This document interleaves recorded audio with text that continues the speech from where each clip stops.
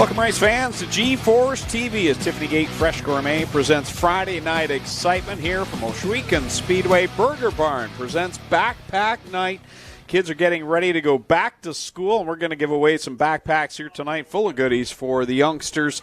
My name's Greg Kellman. With me, Adam Ross. Clinton Jeffrey will join us in a little while. He'll be down trackside as we get ready for all four divisions: mini stocks, thunder stocks, crate sprints, 360 sprints, all on the card with 2 races left in the season to collect points and to crown our champions. And Adam, it's going to be an exciting couple of weeks here, and we're all ready to get started with qualifying heats for the Strickland Chevrolet Crate Sprint Car Division. It's going to come down to the wire, Greg, and here's how they're going to line up in heat race number 1. On the pole from Cortland, the 5 is Tom Pellizzari. Alongside him from Ohsweken, the 9C is Brian Nanakoke. Row 2 on the inside from Dorchester, the 00 is Greg Smulders. Alongside him from Ohsweken, the 28T is Cameron Thompson. Starting 5th from Ohsweken, the 77E is Ashton Van Every. Starting 6th from Waynfleet, the 85C is Cam McKinnon. 7th from Thamesford, the 14 is Larry Gledhill. 8th from Ohsweken, the 99 is Joshua Hill. Rounding out the field from Keister Center in the 11W, the revolving door that is the driver's seat of this one this week takes its turn with Josh Robertson. Josh Robertson out of Keister Center, which I believe has more race car drivers per capita than any town on earth. I think you're right. Qualifying heats for the Crate Sprint Car Division brought to you by Slack Lumber. Check them out, www.slacklumber.ca for all your building needs. First time in a little while to get back under green flag conditions here at Ohsweken Speedway after our big speed week there. And a rare Wednesday night show for the NASCAR Pinty Series on the dirt here. And it's been a while since then. We're ready to go. Half a month it's been already with the rain out last week. And the Crate Sprints bringing 33 strong here tonight, ready to go with their first qualifying heat of the night. Pellizzari on the inside in the 5. Brian Nanakoke on the outside in the 9C. Work their way through turn number 4. Green flag is out on the night. Off they go into corner 1 for the first time. A lot of track work done over the last week and a half down in corner number 1. I'm sure Clinton Jeffrey will follow up on that as Smulders has problems. Breaks the left front, and he'll be into the infield. We'll stand to the green flag. Josh Robertson gets up off the banking in turns 1 and 2. He's able to get back on the racetrack, but about half a lap behind the race leader. Brian Nanakoke and the Canada Fuels Nitro 54 9C out in front. He leads the way over Cam Thompson in that 28T. Larry Gledhill riding in the 3rd spot. Good battle back behind there for the 5th position. Cam McKinnon and Ashton Van Every going at it side by side. Off of turn number 4, a great battle. Pellizzari, Cam McKinnon, Ashton Van Every. 3 cars all battling for that 4th spot, but they're not too far behind 2nd and 3rd either. Halfway home in this first qualifying heat of the night for the Crate Sprint Car Division. Brian Nanakoke got a good solid lead. The battle for 2nd starting to shape up a little bit better here now as Larry Gledhill has caught Cam Thompson. Through 3 and 4, Gledhill to the inside of Thompson. Thompson keeps it wound up on the outside. He'll keep that 2nd spot for the time being. Gledhill trying to make as much ground on the bottom as he can, and he'll pass him down the back straightaway. 2 laps left to go for your leader, Brian Nanakoke, one of the stars of Friday Night Thunder. Having a good run here this evening, and he's one of those drivers that seems snake bit week in and week out. He always gets caught up in someone else's problem. White flag is out for Nanakoke. You never know what you're going to get with Brian Nanakoke in the 9C, but he's out in front by a wide margin here on the final lap as he works his way through 3 and 4. Off of corner 4 for the final time, and Crow will pick up the heat race win over Larry Gledhill. Cam Thompson 3rd, then it's Pellizzari and Cam McKinnon crosses the line in the 5th spot, followed by Ashton Van Every. And it's Joshua Hill And the 11W of Josh Robertson completes the running order in that first qualifying heat.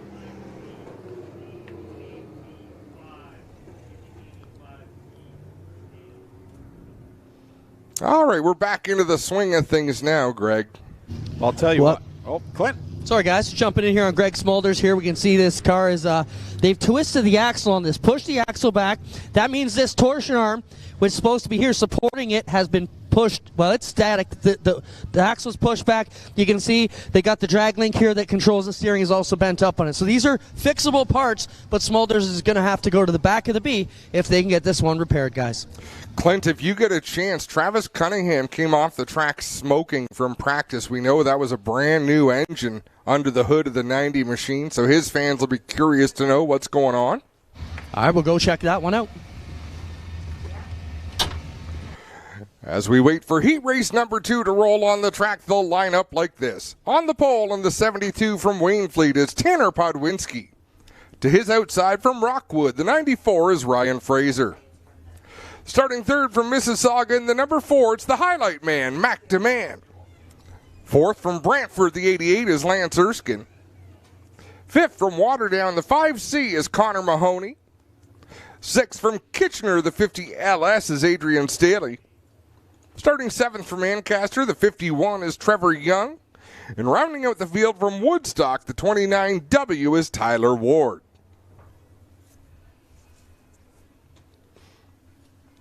Eight cars make up the starting grid for heat race number 2. Mac DeMann comes in, the point leader. With these 2 weeks remaining on the schedule, he got the lead back after the midweek shows. And he has an 8-point advantage over Jesse Costa, although he missed 1 week, so it's been a solid year. I was going to say, how good is that when you miss a race and you're still leading the points in this ultra-competitive division? 3 wins, 10 top 5s. The next closest is Steve Murdoch with 8, and he's down in 4th place in points. So those top 5s combined with the wins have really helped out the highlight man, Mac DeMann. And in fact, in the 10 features he has made out of the 11, missed the 1, top 10 in all 10. So no surprise to see him at the top. Now, Jesse Costa, second in the standings. He's got to win. He's been in the top 10 in 10 of the 11 starts he's been in, but only 4 top 5s. So that's where things are a little bit different for Mac DeMann at the top. And, of course, Brett Stratford in the BS39. He's going to have a new look tonight. He's got the vinyl wrap on that car. Looks beautiful. But he had problems during those midweek shows and had problems on night number 1 and then didn't compete in night number 2. Is that correct, or was he out there for the second? But he had issues in the one show there. And or am I thinking of the Friday night where he had the issues? He drove Tanner Podwinski's car in the 1 feature. Yeah. Now, this is showing that he's been in 11 features, but I thought he missed. So 6 cars transferred directly out of these heats into tonight's feature event. The rest will go into a last chance race. Guys, I got a chance to talk to Travis Cunningham's crew. He was over reporting in that they would be scratched for the night. The engine was still smoking, but the 90's done for the night, guys. Not sure what it was other than it's terminal with the motor. Heartbreaking. Yeah, that stinks for Travis Cunningham, and he knows how to make horsepower tonight. Just some issues under the hood there. Oh, wild start there up the front with Podwinski and Fraser. Mac DeMann looks to the inside. Podwinski with a good run through 1 and 2. Fraser had to regroup after that gnarly start. He does a nice job up on the high side. He'll follow Podwinski to complete lap 1. Podwinski leads it down into corner 1 on the bottom side. Mac DeMann giving chase. He's in that 3rd spot with Lance Erskine in tow. Good battle here at the front amongst the top 4, and a little bit of a fight going for the 5th spot now as Tyler Ward goes around Adrian Staley. How about Lance Erskine passing Mac DeMann back on the high side in that number 88? The confidence is growing on this young man out of Brantford. He's going to keep it on the outside, swing around Ryan Fraser in the 94. Put him in the 2nd spot for the moment. Here comes Fraser back in the bottom, but Erskine will clear now into the 2nd spot. Remember earlier on, Lance Erskine came close to his first career win. And who beat him that night? The highlight man, Mac DeMann, got the better of him in the late stages, but This youngster has really been on an upward climb through the standings here in the Crate Sprint Car Division. He's found himself a sweet spot here in heat race number 2. The car loves it up there. The high line not quite as high as we're going to see it later on, but still lots of bite up there as he's slowly closing the gap on Tanner Podwinski. 2 laps left to go this time by for Tanner Podwinski over Lance Erskine, who's trying to reel in the leader. Here they go through corner 2 another time, and Podwinski will hold that lead down into the third corner. Lance Erskine on the outside. That's where he's trying to get it wound up. McDeman trying to close in on Lance for that second spot. One more lap to go. DeMann inching ever closer to Erskine. Erskine with a good run down the backstretch. Off of corner 4, they come to the checkered flag. Tanner Podwinski will pick up the win over Lance Erskine. McDeman in third. Fourth, Ryan Fraser over Tyler Ward, Adrian Staley, Connor Mahoney. And then Trevor Young will complete the running order in that second qualifying heat, brought to you by Slack Lumber. Good job by Tyler Ward going from 8th to 5th in that one. Lance Erskine going 4th to 2nd. You always want to make sure that you're moving forward.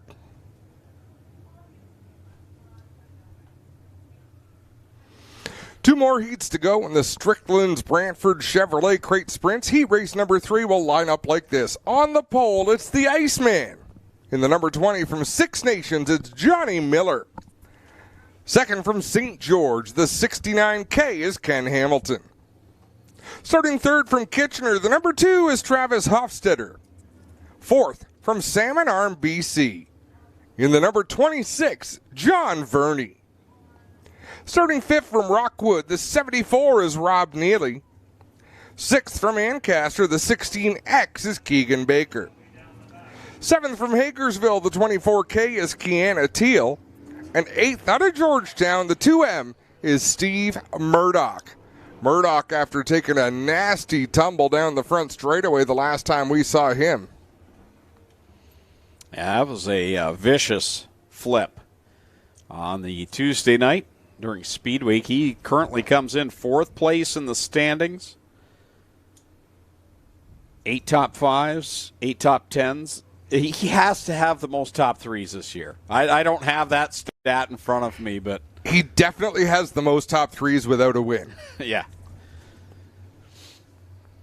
Which I think is a good statistic. You know, if you're a driver, it might grind you a little during the off season, but at some point, hopefully it dawns on him that he's had a really good year. Yeah. He's on the cusp of that first win. Of the top 5 in the standings, only he and Larry Gledhill without a win this year. That's another driver that's getting close to it as well. Here we go. Third heat coming to the green flag. The Strickland Brantford Chevrolet Crate Sprint Car Division. Johnny Miller leads them through 1 and 2. Ken Hamilton in the second spot. Then it's John Verney. Good to see John back in action here tonight. A regular watching online when he's out west, but when he's here behind the wheel, good to see John here running in that third spot with Rob Neely, hot off his first podium finish back during Speed Week. It's a tale of 3 wing angles. If you look at Ken Hamilton, the 69, the 26 of John Verney, and then the 74 of Rob Neely. Ken Hamilton, that wing is straight up and down. By comparison, that's a slick track wing. John Verney is sort of medium position. Rob Neely's as flat as can be. Most top speed that you can get with a flat wing, and the least amount of support in the corners. And the guy on the move around these 3 drivers, well, it was Steve Murdoch, and he blows it off of corner number 1, gathers it up, but loses a spot there to Keegan Baker. Worked out pretty well for Rob Neely. That car looks awfully tight for Neely out there in the 74. Down on the inside, the car works an awful lot better. He went up high. It didn't look like that car wanted to turn at all. How impressive is John Verney? Races once or twice a year, but out there in the second spot, holding off some pretty good competition. That is as the battle for that fourth position. Keegan Baker gets around Ken Hamilton in the 69. Here comes Murdoch trying to get that spot back. He'd worked up it that far before, went off the track, now goes by Hamilton at the stripe. He'll try and get down to the inside. Now to the inside of Baker as Baker got too far up in two. Nice save by Keegan Baker there as the white flag flies for Johnny Miller. He has been uncontested out in front. Final time around. Checkers now for the Iceman. Johnny Miller will pick up the heat race win over John Verney, Rob Neely, Steve Murdoch, and Hamilton, Keegan Baker, Travis Hofstetter, and Kenna Teal completes the running order in that third qualifying heat. One more to go. And I'm still really impressed with Kiana Teal. She's getting the hang of it. She stayed within half a lap of the leaders that time. You know, you look at these young people who, and I don't know Kiana very well, but I don't know how much experience she has even driving an automobile, or I don't think she's old enough. She's definitely a veteran with the micro sprints, but beyond that, this is her first forte in the full-size cars, and you just want to see the steady progression even from week to week, and we've seen that with her. Yes, absolutely. Heat race number 4, the final heat, going to roll out now. This one's got some names in it. On the pole from Listowel, the 97, is Sheldon Bender. Second from Smithville, the 71C, is John Cadman. Third from London, the 20L, is Caleb Wood. Fourth from Ohsweken, the MK8, is Matt Hill. Fifth from Thamesford, the 45, is Curtis Gartley. Sixth in the 52 from St. Thomas, it's Jesse Costa. Seventh from Waynfleet, the BS39, is Brett Stratford. And rounding out the field from Simcoe, the 14B, is Broden Weiler. Great to see Caleb Wood out here in the Ohsweken Speedway number 20. Yeah, getting back on the dirt after going back to the asphalt for a while. Clint? I got to speak to Caleb about a half hour ago in the pits and said, "You driving?" He said, "Yeah, I'm driving that 20L. He said it's Trayton Lapsovic's car, but he needs help when he's here because the GSR crew is pretty tied up. So he said he's going to jump in and help out, and when Trayton's busy, he's going to get you driving." That sounds like a pretty good deal. See that snazzy new scheme on the Brett Stratford BS39. It's got that wrap from Creative Edge on there. I don't like it. You don't like? Well, yeah. I missed the solid number. There's just a solid black. It is beautiful. I mean, it's beautiful. Under the green flag we go. Sheldon Bender out in front of John Cadman. And Cadman, boy, oh boy, this year is his trajectory has been straight to the top. He's really got these cars figured out in a short amount of time. He sure has. Running in the second spot to Sheldon Bender, another driver who's shown a lot of improvement. But man, oh man, this field is stacked. Off of corner 4 they come. Sheldon Bender leading the way over John Cadman, Caleb Wood. Here's Jesse Costa and Curtis Gartley, two of the veterans in this division, going at it for the 4th spot. Watch the line that Caleb Wood runs through the turns. He is squeezing every bit of speed out of that race car he can, and it shows on corner exit. Watch him come off at turn number 2. He had to lift. But that car's working really well. 3-car fight for the 4th spot. Gartley is back there with Jesse Costa. Brett Stratford gets by both of those drivers. Cross flags at the line. Did you see that, Greg? Yeah. Contact between John Cadman and Caleb Wood still goes to the outside. He's trying it again. He's got to get around that right rear so Cadman sees he's there.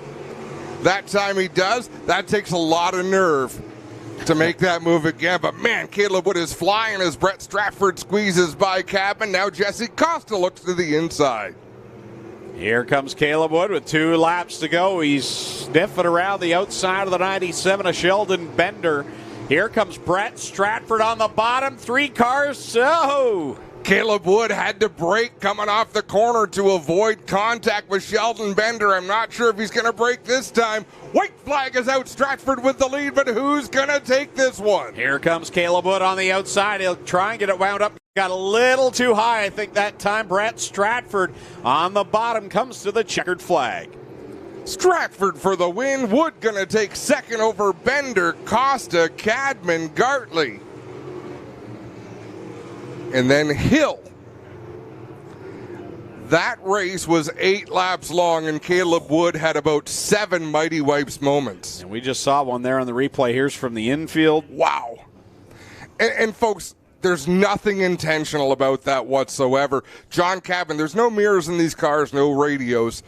When you make that pass to the outside, you have to get up really almost to the front wheels on the outside before that driver can see you, because they're looking to the left, not to the right. So no intent there by Cadman, but you can guarantee both of those drivers, their heart rate probably tripled. Brett Stratford goes from 7th to 1st in that qualifying heat. Time for the cool kids. Ice and Water Corpac Merchandising 360 Sprint Cars. Heat number 1 rolling out onto the Speedway. Going from the pole in this one from Caister Center in the 11, Jamie Turner. To his outside from Grand Island, New York, the 21K, Kyle Phillips. Rolling off third from Thamesford in car number 7, it's Eric Gledhill. And to his outside, starting 4th from Brantford, the 49L, Lucas Smith. Starting in position number 5, well, it'll be a scratch for Travis Cunningham. Liam Martin scheduled to go from the 6th spot. He's from Binbrook in car number 9. Dylan Westbrook looks like he'll roll up into the 5th starting spot now. He's from Scotland, the 47X, with Liam Martin now to his outside. Then Tyler Powless and Josh Hansen will make up that row number 4. Hansen from Beamsville in the 88H. He'll roll off from now the 7th spot. Tyler Powless in the 8th spot. He's from Ohsweken in the 77T. And Holly Porter now will go from the 9th starting position from Dorchester. So the starting lineup jumbles just a little bit as Travis Cunningham goes out. Green flag goes up in the air for the first time for the 360 Sprint Cars as they thunder down into 1. 4 wide into the first turn. Lucas Smith on the outside in the 49. Dylan Westbrook on the inside. Liam Martin had to bite the brakes down into turn number 3. Off they go into one another time. Liam Martin right up in front of Dylan Westbrook. Westbrook goes around the outside trying to track down leader Lucas Smith. Josh Hansen putting his name into the mix here as he looks to the inside of Liam Martin. Woo. That was a hard hit to the wall for Eric Gledhill. That car still rolling at speed. You have to wonder if anything got bent with that hard a contact. That was significant contact.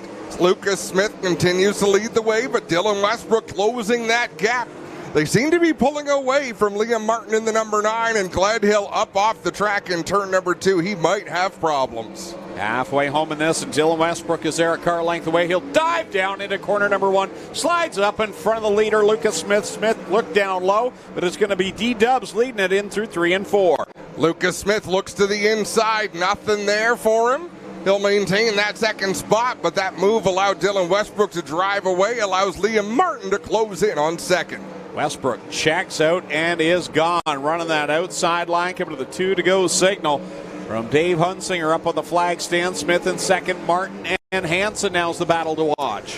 Liam Martin with a couple of moments here where the handling has gone away. Lucas Smith with a moment where he almost caught the outside wall. But we're going to have a 3-car battle for that 2nd spot as the white flag flies. Martin now trying to get by Smith. He looks to the outside down in 1 and 2. They'll work down the backstretch with the leader, Dylan Westbrook, coming off a 4. Heat race win going to go to Westbrook. Who's going to take home 2nd spot? It's Lucas Smith over Liam Martin, Josh Hansen, Tyler Powless. And it'll be Holly Porter ahead of Eric Gledhill. You can see the white on the outside of that right rear tire with Jamie Turner bringing the field home. Whew. Let's have a look at this replay. Gledhill, that was a hard lick. And again, it's a tough move to make. It's tough to expect the driver ahead of you not to come off the corner all the way up to the front stretch wall. Clint, how does it look from where you're standing? Here's your K-Side track report, Adam. Things are looking really good. Right down here on the inside, still very tacky. You can see lots of grip down there. Starting to blow off a bit. We've got streaks of blackness right here. Grip, blackness, grip. All the way as as we get up to the top here and you start to see the chunk build. We haven't seen a cushion here in a long time, but I still think the 360s are going to push this right up over the edge. By the time it's feature time tonight, this track is going to be 6 to 8 lanes wide and ready to go. We're in great shape here in turn 3 and 4. Next time we'll let you know what's going on in turn 1 and 2. Second qualifying heat rolling onto the Speedway, brought to you by Plastics Auto Recyclers. On the pole out of Scotland, the 87X, Sean Evans to his outside from St. Catharines, the 71. He's been the man to beat as of late, Mike Bowman. Starting in third from Ohsweken, car number 0, it's Glenn Stiers. And going off fourth from Beachville, car 5, DJ Christie. Pulling off fifth out of Wilsonville, the 94X, it's Scott Hall. And starting in the sixth spot from Hamilton, the 19D, Alan Downey. Aaron Turkey starts in 7th. He's from Ohsweken in the 68. Ryan Conium from Burlington, the 46C, starts 8th. And Bailey Hurd from Niagara Falls in the 70. He'll start in the 9th spot. 9 cars, 8 laps the distance, qualifying heat number 2. And how about, where is that link? I saw it. Darn it. Clinton will have to come in with that story a little bit later about Alan Downey, but it's something impressive. Green flag flies over heat race number 2. Sean Evans right up in front of Mike Bowman. Bowman goes right back by. Down the back stretch goes that 71 after a $30,000 week of work here at Ohsweken Speedway, August 15th to the 17th. He's looking for more here tonight. Wow, look at DJ Christie hook that corner. From the entry to the center of the corner, he rocketed around 1 and 2. Slide job on Sean Evans. Evans trying to fire back as he crosses him over. Evans cuts up in front of the 5 machine. Back comes DJ Christie. He'll look low, slides up in front of Evans. Back down to the bottom goes Sean Evans. Evans slides him back down into 1 and 2. Christie pitches that car sideways on entry. He'll draw closer on the exit of the turn. Ryan Conium makes a move around Glenn Stiers. Conium making a bunch of moves early in this heat. Mike Bowman out in front with this battle going on behind him. Both Evans and Christie followed one another. Monkey see, monkey do there. Right off the racetrack they go in 1 and 2. They'll get back into the throttle in 3 and 4, but Sean Evans opens a bit of a gap. This time by 2 laps left to go for Mike Bowman in the Dynablast 71 over Sean Evans. DJ Christie, Glenn Stiers holding down the 4th spot right now over Ryan Conium, the 46C. Bailey Hurd holding off the 68 of Aaron Turkey for the time being as the white flag flies over Mike Bowman. 1 lap to go for Bowman. Bowman works it down the back stretch one more time. He's already caught the back of the qualifying heat here. Nonetheless, the checkered flag will come out. Mike Bowman will pick up the win over Sean Evans in 2nd. Then it's DJ Christie going to cross the line in 3rd. 4th, Glenn Stiers. 5th at the line, Ryan Conium over Bailey Hurd, Aaron Turkey, Alan Downey, and Scott Hall. Hey, yo. So Mike Bowman picks up the heat race win, and Tommy Gooch sent me this interesting stat last week. He said, here's a stat for you. Since July the 7th, Mike Bowman has won 8 of the 12 sprint car features at Ohsweken. Pretty impressive year for Mike Bowman. Of course, some of those crate sprint car wins, but boy, he cleaned up 2 weeks ago. Sure did. He's got everybody talking in the pits and keeping everybody busy, that's for sure, trying to get better.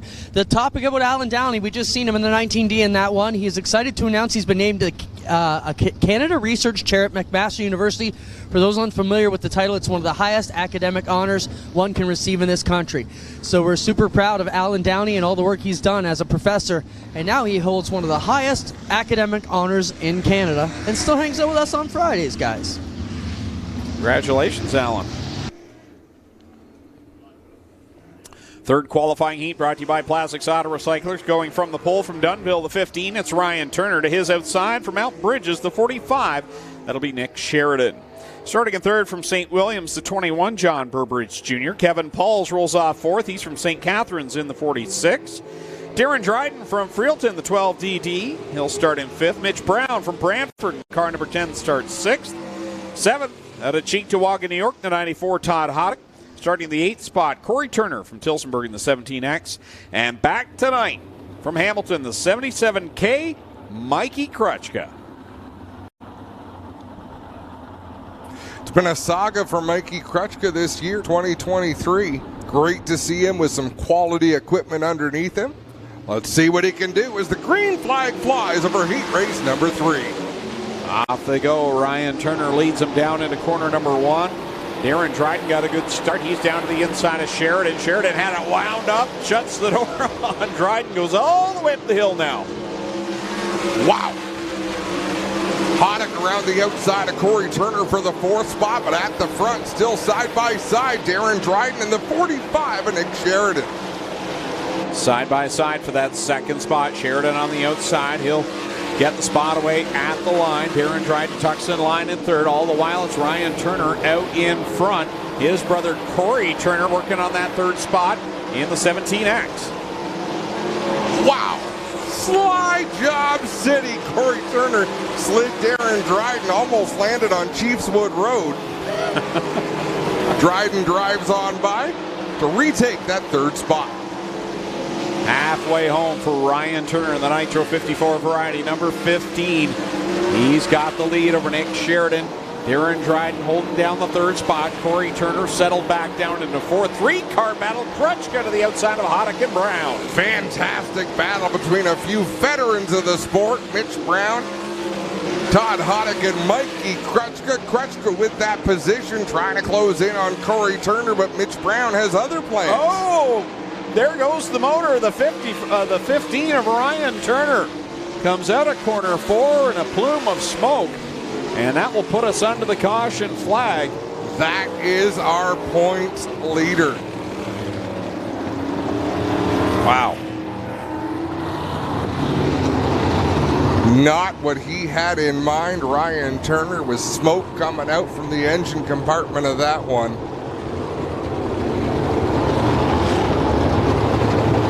Just came out of corner 4 and poof.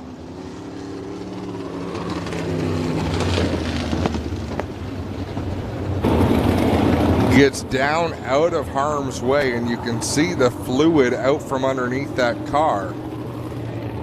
Let's see as they push him away how much is left in the spot that he leaves. Well, there's no fluid on the ground here, but it hasn't been a great day for Ryan Turner. The helmet already off there, and they had to rebuild this car. They got into it with Krutchka in hot laps, and they had to rebuild the front end on that car, so not sure what's up with him tonight, but looks like he may be done unless they can get that one repaired. I wouldn't count them out just yet, Clint. Championship contenders. The problem they're going to face, though, guys, is the B main. With the number of cars we've got here tonight, will they have time? On a regular night, if there's not a full field, they can just work all night and tag the end. But the 360 and crate features are earlier tonight to give these teams time to get to Brighton for the rest of the weekend. So not a great schedule night for this to happen for them, especially with the number of cars they've got here this evening.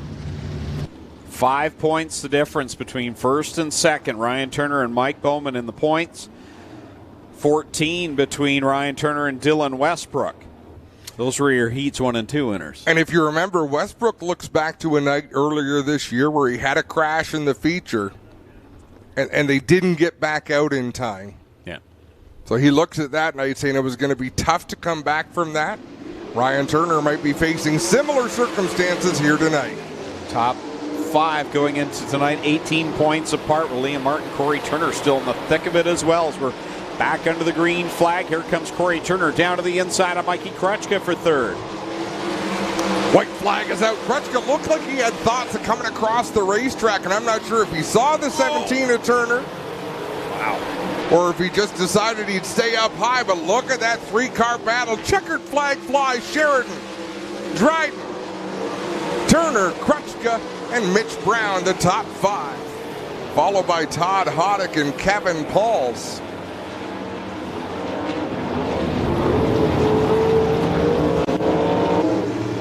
So Nick Sheridan will pick up the heat race win. Final qualifying heat of the night for the 360 sprints. As Clint mentioned, the crate sprints, the Action Sprint Tour, and 360 sprints will be at Brighton Speedway the next 2 nights. It's the Labor Day Classic weekend. The Lawns We Do 360 Sprint Car Series will compete 2 nights down at Brighton. You can watch it live here on G-Force or join us in person as we'll take a quick break here before we get back to qualifying heats for the Thunderstock.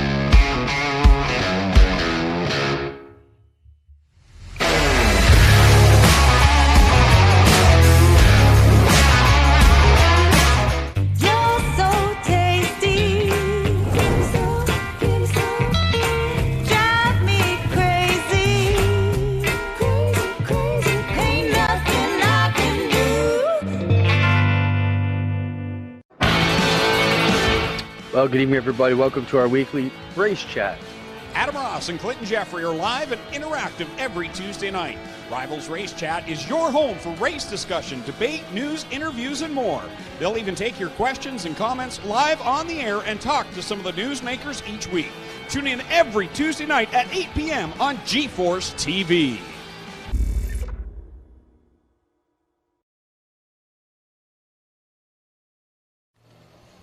Back live at Ohsweken Speedway on G-Force TV. Thunderstock's ready to go with the 2 qualifying heats. 14 cars in each of these qualifiers. On the pole from Hamilton, the 43 is Kyle Andrus. Starting second from Brantford, the 13 is Casey Huffman. Third from Tilbury, the 17W is Travis Whittle. Fourth from Thorold, the 11 is Go Fast Teeple. Fifth from Hamilton, the 25 is Ken Sargent. Sixth, and the 28 from Caister Center, it's Jim Lampman. Seventh from Jerseyville, the 53 is Logan Schwedick. Eighth from Burlington, the 97 is Ron Logie. Ninth from Hagersville, the 8 is Ryan Dinning. 10th from Welland, the 96-0 is John Overholt. 11th from Hagersville, the 49 is Dave Bailey. 12th from Victoria, the 84 RK is Ryan Beagle. 13th in the number 14 from Wainfleet, it's Mitch Petta. And rounding out the field from West Lorne, the 65 is John Dunn. Green flag off of corner number 4. 2 qualifiers tonight again for the Middleport Mechanical Thunderstock. 28 in total here this evening. Casey Huffman, Kyle Andrus, 1 and 2. Ryan Beagle headed to the outside. Looked like it was going to be a good move, but John Overholt got a little squirrely into turn 1 and caused Beagle to go way up the track, losing a lot of ground. They're 3 wide, 4 wide off of turn number 4. Lampman going to lead the way. Ron Logie in the thick of that, a winner on Saturday night down at Merrittville Speedway. Big win for him, that 97, as he'll make it 3 wide off the second quarter. Here comes Dave Bailey right through the middle. Ryan Dinning right up behind the 97 of Logie. He's working the inside as well. In fact, he's going to go to the inside of Logie. They're 4 wide in turn 4. Here they go back down into 1. They really get fanned out in the corners here. Down to the bottom is Ryan Dinning. Dave Bailey on the outside of Logie. He'll inch ahead for that second spot, trying to catch Jim Lampman. Lampman out in front with a healthy margin. Ryan Beagle still stuck way outside of the top 10. Further back, he'll swing to the outside of Overholt. Off of turn number 4, trying to close in on Whittle as Jim Lampman gets squirrely in turn 2. Look at Dave Bailey gobble up that lead. He's right there now as they go into corner number 3. He'll look low on the 28 machine. Pair of Camaros side by side, roll it off of corner number 4. At the stripe, it's going to be the 28 of Jim Lampman. Lampman continues to lead. He'll run the high line as Dave Bailey swings to the bottom, looking to make a move. Bailey checks up and he'll follow Lampman into the high side of turn 3 and then look to the outside at the exit of 4, but Lampman closes that door as they reach the halfway point. Kyle Andrus went around in turn number 2, but he's got that car pointed in the right direction once again. Bailey to the outside of Jim Lampman. He's in an unfamiliar spot coming into the final 2 weeks. He's third place in points, trying to track down Ryan Beagle and Kyle Wirt. He's only 4 points back, so it's long from over for Brewster Baker. Bailey stretches the gap down the back straightaway. Ron Logie into third. They're side by side for fourth. Ryan Dinning on the outside, and that black number 8 with Ken Sargent down low in the 25. Bailey leads another time by the stripe. 7 on the board. 3 laps left to go. Bailey, Lampman, Logie, Dinning with a handful there up at 1 and 2. Got it sideways. Sargent was down to the inside of him. Dinning edges ahead just a bit. Dave Bailey to the inside of Mitch Petto with 2 laps to go. Puts him a lap down. Jim Lampman all by himself in the second spot. Really the best battle is for fourth with Ken Sargent trying to get back to Ryan Dinning. Off of corner 4 they come to the white flag. Dave Bailey in the transaxle number 49. Hot off his run to the NASCAR Pinty Series for a couple of nights. Held his own in both of those. It looked quite racy. The best of the best in the NASCAR Pinty Series. I thought he held his own real well. Coming off of turn number 4, checkered flag in the air. Dave Bailey takes the win. Lampman for second, Ron Logie third. Then it's Dinning, Sargent, Beagle, Schwedick, Teeple, Casey Huffman, Whittle, John Dunn, and then John Overholt. So we talked about the points coming into tonight, and it's Ryan Beagle leading by 2 points over Kyle Wirt. And then it's another 2 points back to Dave Bailey. Tight race, 2 weeks to go. And these 3, I mean, 5 wins for Beagle, 2 for the other, 2 each for both Kyle and Dave. Boy, oh boy, the stats are pretty much even other than those wins, and that's barely what's got Ryan Beagle out in front. They've all had their issues, too, this year. Yep, you're absolutely right. As Abby giving us some beautiful shots of the pit area, the warm-up track, as we see Thunder's, oh, those are mini stocks getting lined up, but Thunderstock Heat 2 comes onto the racetrack, and here's how they line up. On the pole from Ohsweken, the 93 is Melissa Miller. To her outside from Canfield, the 03 is George Grossel. Third from Caledonia, the 55, it's Mikey Bobby, Mike Thorne. Fourth from Keister Center, the 41 is Adam Plazic. Fifth from Keister Center, the 28D is Donnie Lampman. Sixth out of Guelph, the 79 is Chris Hale. Seventh from Canfield, the 32 is Mark Fawcett. Eighth from Hagersville, the 23 is Trevor DeBoer. Ninth out of Hagersville, the 93K is Mike Klazinga. 10th from Ancaster, the 19 is Kyle Wirt. 11th from Hamilton, the 62 is Brian Passetti. 12th from Ohsweken, the 21Z is Braden Burning. 13th out of Windsor, the 72G is Marcel Gaudet. And rounding out the field from London, the 76 is Jamie Googe. I want to wish a happy 40th birthday to Adam from Sarah and Kaylee. Not you, Adam. 40th. A lot younger than you and I. So much younger. Happy birthday, Adam, from Sarah and Kaylee. And happy birthday to Riley, celebrating the 11th birthday. Happy birthday, Riley.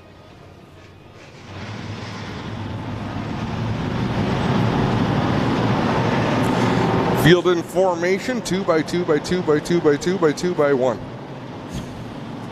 Hunsingers bringing these qualifying heats for the Middleport Mechanical Thunderstock. Second qualifier ready to go off of corner 4. Green is out. Grossel will lead them down into 1. They're already fanned out 3 and 4 wide. Melissa Miller drives it deeper into 1 and 2, gets a good run through the inside. Adam Plazic had to lift from his good run. That allows Chris Hale to launch around the outside in that 79. What a first lap for Chris Hale. Grossel holding on there in the middle. Gets up in front of Kyle Wirt, who's looking for a lane. Down to the bottom, Mike Thorne, Mikey Bobby going door to door now with Melissa Miller. Here comes Fawcett and Hale around Miller. Fawcett finished second at Merrittville Speedway Saturday night by 1/1000th of a second. Chris Hale will lead that time at the flag stand over Mikey Bobby. Mike Thorne there edges ahead off a corner 2 on the bottom. Mark Fawcett tucked right in behind this battle for the lead, and then you've got Kyle Wirt second place in points. He's working the back end of Adam Plazik. Chris Hale really making that outside work, but Mark Fawcett won't go away in that 32. None of these drivers will go away as Kyle Wirt had to check up on the outside of the racetrack to avoid the outside wall. Off before they come another time. Hale, Fawcett, Thorne, your top 3 with Plazik in tow. Hale rolls over the banking off a corner number 2. That allows Thorne and Plazik to go by, as well as Trevor DeBoer. Now Donnie Lampman's to the inside of the 79. It's fast on the outside, but it's dangerous. Exactly right. Risk versus reward. Look how smart those drivers are. Trevor DeBoer, you would think, would come off the corner all the way to the wall, but he knows that everyone's racing so tight, he leaves that lane up there. All these drivers, very respectful, Greg. For now. For now. Wait till the feature. Here they come with Fawcett out in front. He's got that car back together after a wild couple of weeks for the driver of the 32. Thorne holding on to the second spot, but Trevor DeBoer has done a nice job. He's been very patient, like you said, Adam. Now the caution comes out as we've got the 21 around. Braden Burning will bring out the caution flag.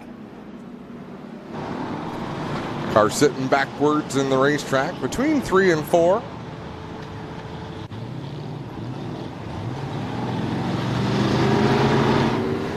So again, tomorrow night you can tune in on GeForce TV and join us from Brighton Speedway for the Labor Day Classic weekend. 360 sprints, action sprint tour, and things divided up amongst their other divisions throughout the weekend. I know late models are on the card tomorrow night, and always a lot of fun to head to Brighton Speedway. And if you've never been there in person, check it out. It's quite the atmosphere at Brighton Speedway. Always a good time at Brighton Speedway. Go on the website, make sure you get tickets. They do allow pre-sale tickets, and I have a feeling the place is going to be jam-packed this weekend. I just want to know, will there be more cake pops? There for the food. Well, the curd last time, that grossed Clint out. Clint eats cheese pizza and hot dogs. But he doesn't like curd. He's got the palate of a 5-year-old. Never mind.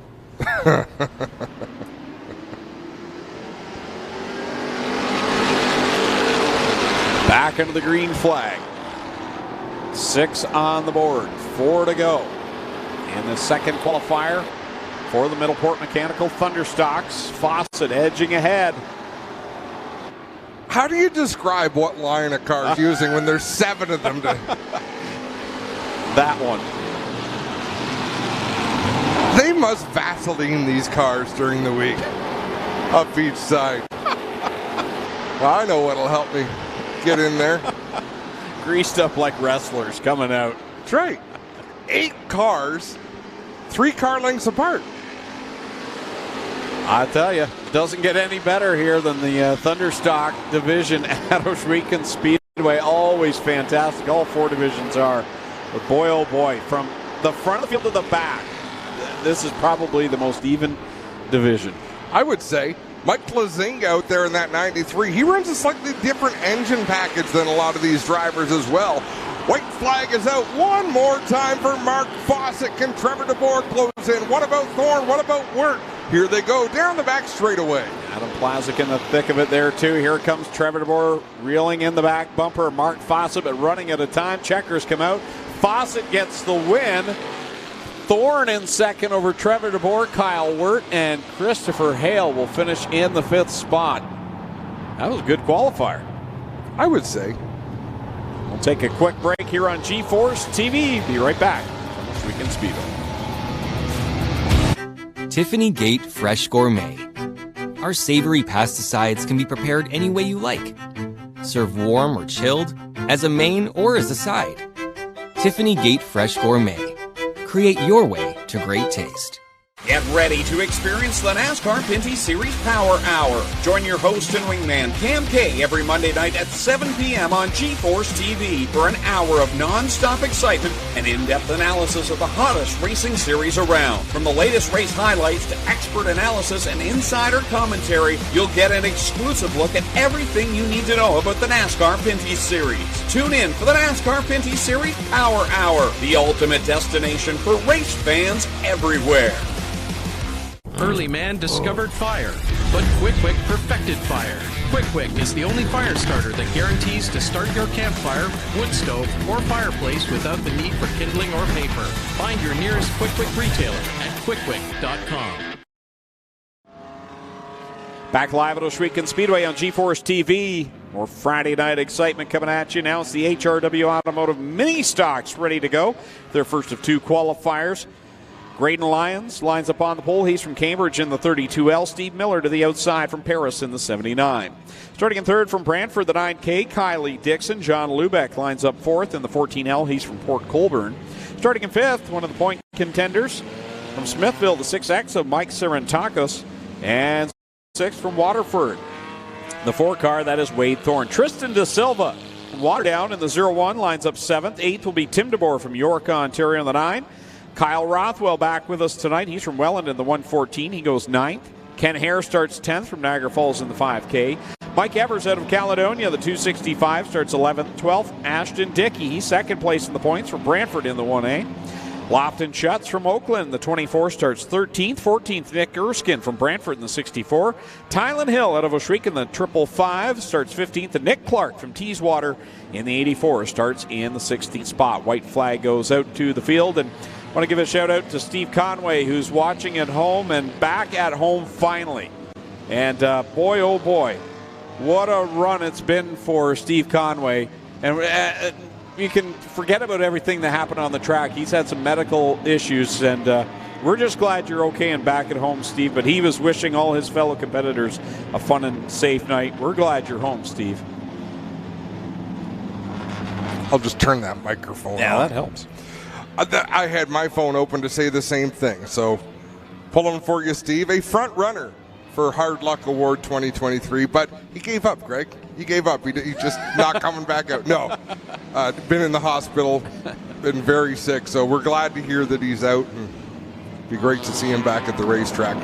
We also want to wish a happy birthday to Kendrick today, who is 10 years old. Did you already do that, Greg? Nope. Good. I didn't think I heard that, but I would have to listen to know for sure. Don't worry, I'm not listening. What was that? Exactly. I'm a husband. I know how to not listen. Oh, the time of my life tonight, watching my wife entertain you before the races. I don't know what she said either.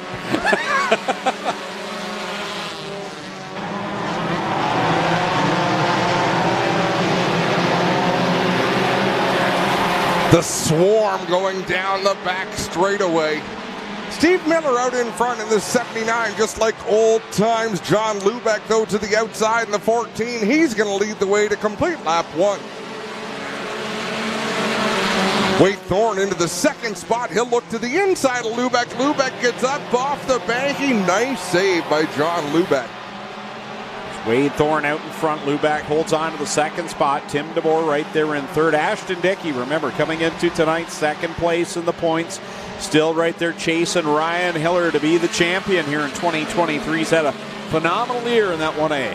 I'd love to get the chance to talk to Ashton and get his realistic views if he thought going into this year he was going to contend for a championship, because I'm not sure if that would have been on his radar. I don't know if it would have been on his radar to be the number one car out of his own team. Yeah, true. With Wade Thorne, with all that many years of experience, he's had a phenomenal season. That whole team has been great. Nick Clark riding in this qualifying heat as well, sitting back there in the 84 car. And he is in the 8th spot right now. Thorne reaches the halfway point of this one. Lubeck trying to hold off DeBoer in the number 9. Ashton Dickey right behind them. Still a lot of grip in the racetrack. That makes it tough for these mini stocks. very wide open. When it starts to slick up, you see it even out. Ashton Dickey all over the back bumper there of Tim DeBoer. He'll look low on him off of corner number 4. All this happening behind John Lubeck, the driver in second place, and Wade Thorne, who's checked out from the rest of the pack. Thorne almost overstepped the bank in there in 1 and 2, but he continues to lead by a dozen car lengths over John Lubeck. Ashton Dickey to the inside of DeBoer down into 3 and 4. He slows down to take the short way around, but DeBoer able to keep that momentum going. A little further back there, side by side, Ken Hare in the 5 with Tristan De Silva in the 0-1. Wade Thorne on cruise control out in front of the battle behind that. There's Ashton Dickey and Tim DeBoer. Rothwell now is also going at it here for position with the white flag out for your leader, Wade Thorne. One more time around. Not much going on in the top 2, but from 3rd back to 7th. Well, and as I say that, John Lubeck bobbles in turn 2. Look at them close in that battle for 2nd. Out in front, it's going to be all Wade Thorne to the checkers. Oh, Ashton Dickey got into the back end and DeBoer let him go. Lubeck gets 2nd, DeBoer 3rd. Then it's Dickey, and Ken Hare rounds out the top 5.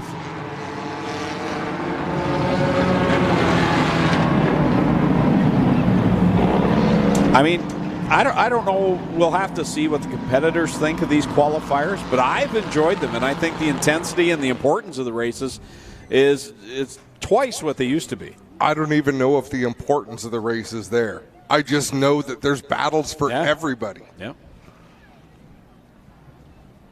Boy, we got all sorts of numbers up here in the tower tonight. I was told there would be no math.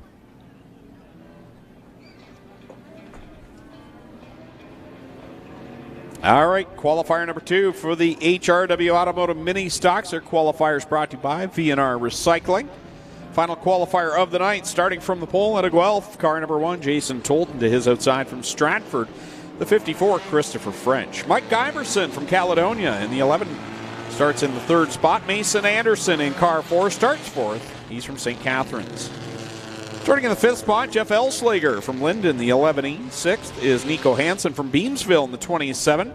Point leader Ryan Hiller from New Hamburg, the 21H. He'll start in the 7th spot. Alongside him in 8th, Sean Taylor from Burlington, the 76. Starting 9th, Nathan Joyner out of Smithville in the 20J. Martin Schroeder from Beachville in the 66. Fabio Oliveri from Ancaster in the 16. Lines up 11th. 12th, Miranda Weiler from Simcoe in the 22. Alex Riley, with a couple of wins this year from St. Catharines in the 17, starts 13th. Doug Erskine, 14th from Brantford. Jonathan Ayrton back with us tonight in the 69. He's from Dundas in the 15. And Rick Ballison from Chatham in the 81D starts 16th. Good to have Jonathan Ayrton back tonight. So we got one around down in corner number 3. It's great to have Jonathan Ayrton back tonight, Greg. Do you know why I say that? Because you're sucking up to your boss? Yes. Miranda Weiler goes around. That'll put us under the caution flag on lap number 1. Oh! And then Nico Hansen goes around. With Nelson Mason. And Mason Anderson. Mason, jeez. I do, like in my mind, I do that a lot. So Miranda Weiler being sent back to the pit. She almost did it right. You have to wait until the cars slow down under yellow. Move around in the car as though you're trying to flip switches and get it started again, and then take off. I feel like this should be some sort of YouTube video. How to draw caution. Yeah, it's Shady School. It is back to school night.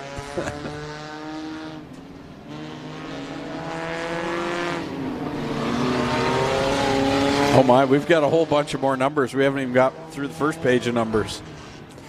So a couple drivers getting their spots back. Mason Anderson and Nico Hansen back to 4th and 5th. Their mishap occurred after the yellow flag. We'll stack them up and do it again.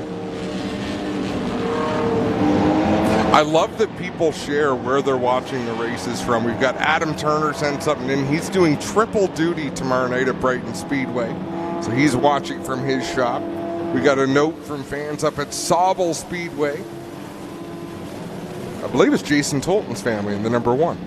Let me look again. Sometimes I look so quick I don't pay attention to who it was. Back to the Cargo Ease restart zone. Jason Tolton and Christopher French bring us back under the green flag. 1 on the board. And it was Todd Tolton that sent me that, so they'll be pulling for the 1 machine. Tolton off of turn number 2 with the race lead. Ohsweken battling for the 2nd spot with Chris French. Ohsweken, a couple of wins this year in that 11E machine. To the inside of Christopher French. 2 laps go up on the board in this one. 6 laps left to go. This V&R Recycling qualifier for the HRW Automotive Mini Stocks. Ohsweken looks low in corner number 3 on French. He's right there. Good battle behind that with Mason Anderson, Sean Taylor, Nico Hansen. Martin Schroeder and Fabio's there, along with the point leader, Ryan Hiller. That is a gaggle of race cars for sure. 4th, back to about the 10th spot. Then there's a gap back to Mike Iverson, Erskine, Jonathan Ayrton. Sean Taylor getting loose on the inside of turn 4. That's going to scrub off some speed.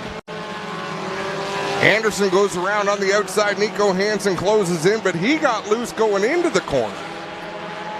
Martin Schroeder off the track in the 66. Oh, Nico Hansen had problems off of corner 2. I think the tire's gone. Yeah, it's the carcass of it's laying up there in corner 3, and now he's spraying clay all over the place. Oh, hold on to it, Nico. Well, there's no quit in Nico Hansen, that's for sure. Must be a left rear because the right seemed to be up. No, the right rear was down. Oh, was it? Might be both down. So that piece of tire still sitting there in corner 3, being run over by Jonathan Ayrton with 2 laps left to go for Jason Tolton, Christopher French, and Jeff Ohsweken. The top 3 continuing to march away from the rest of the pack. It's a battle for this win, though. Tolton out in front, but not by much. White flag means 1 more lap to go. Chris French and Jeff Ohsweken right there on the heels of our race leader. Anderson and Taylor going at it for the 4th spot. That heats up. Ohsweken, meanwhile, for the 2nd spot. Looks low down the backstretch. They go for the final time. Come to the checkered flag. Jason Tolton trying to hold on for the win. Off of turn number 4, Tolton going to get it done. French falls just short. Ohsweken 3rd. Who's going to get 4th? Anderson over Taylor. Then Fabio Oliveri, Ryan Hiller. The 17 of Alex Riley. The 69 of Jonathan Ayrton. That car is for sale, folks. In fact, that's not the tire. That's the tube out of the tire. Out of the tire. All right, we'll take a quick break here on GeForce TV. Back with some B mains in just a moment. It all started for us at the racetrack, from dirt to water. We have continued to keep the adrenaline and drive to make sure that we are always in the forefront. We are driven to give our customers the absolute best in service, products, and memories with your family. No matter what your passion is, whether it's on the water, in the dirt, on the snow, or on the road, we will always be here welcoming you over and over again through the doors here at Lockhart's. You're not just a customer here, you are part of our team. You're so tasty. Drive me crazy. Ain't nothing I can do.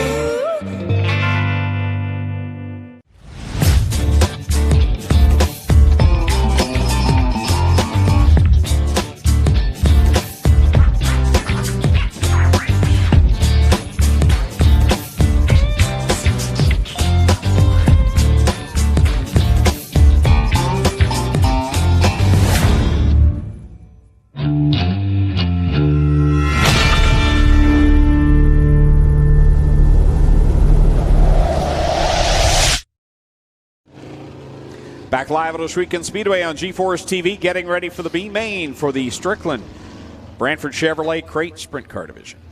Here's how they'll line up. The top 4 will transfer into the A main. On the pole from Ohsweken, the 99 is Joshua Hill. Starting second from Waterdown, the 5C is Connor Mahoney.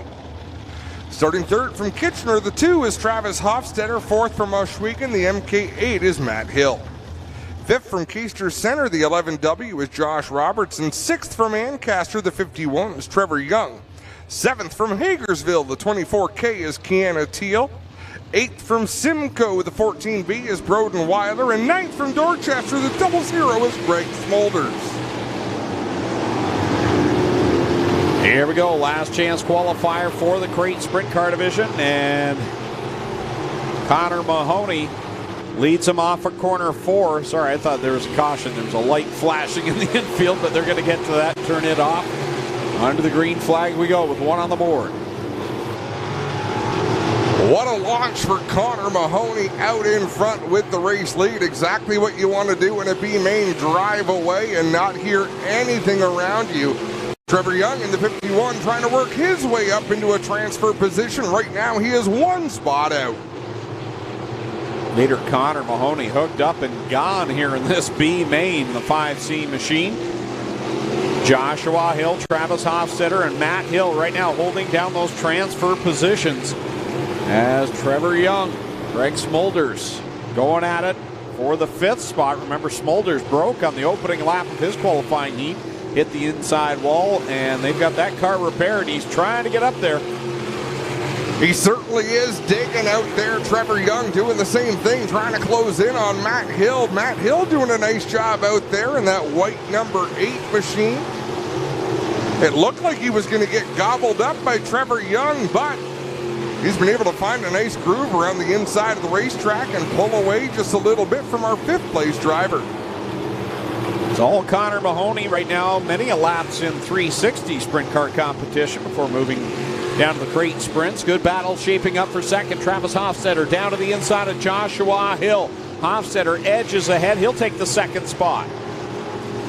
Hofstetter up to P2 in that 2 machine. Then it's the Hill brothers. Josh in the 99, Matt in the 8, who's still holding a fairly sizable advantage over Greg Smolders in the 5th spot.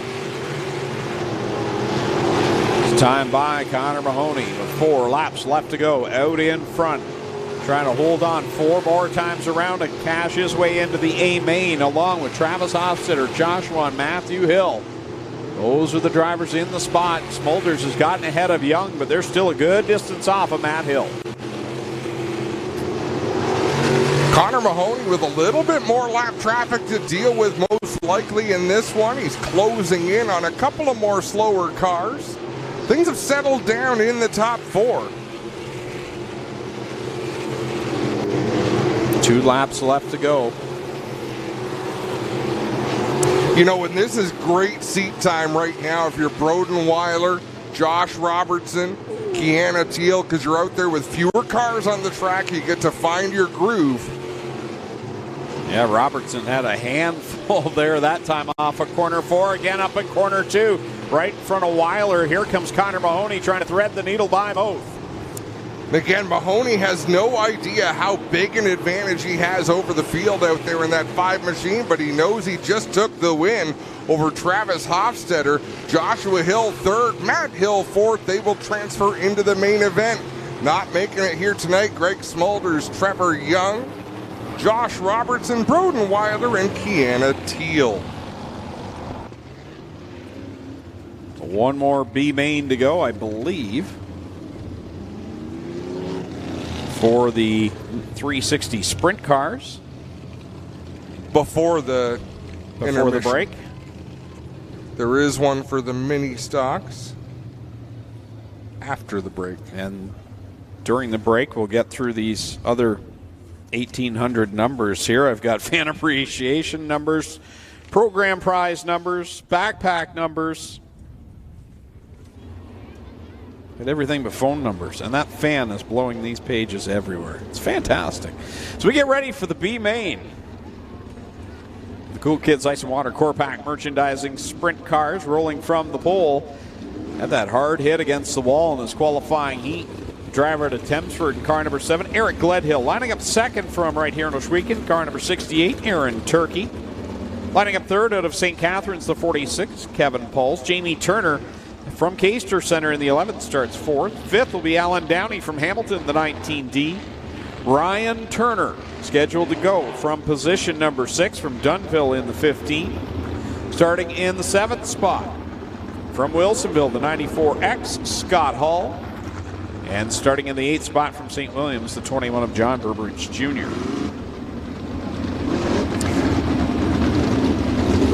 One car just coming up off the warm-up track onto the racing surface. Ryan Turner. Wow. Now, Clinton Jeffrey, I don't know where you've been since the heat races or if you were back there, but maybe you could fill us in on what went on with the 15. Is this a backup car? Is this...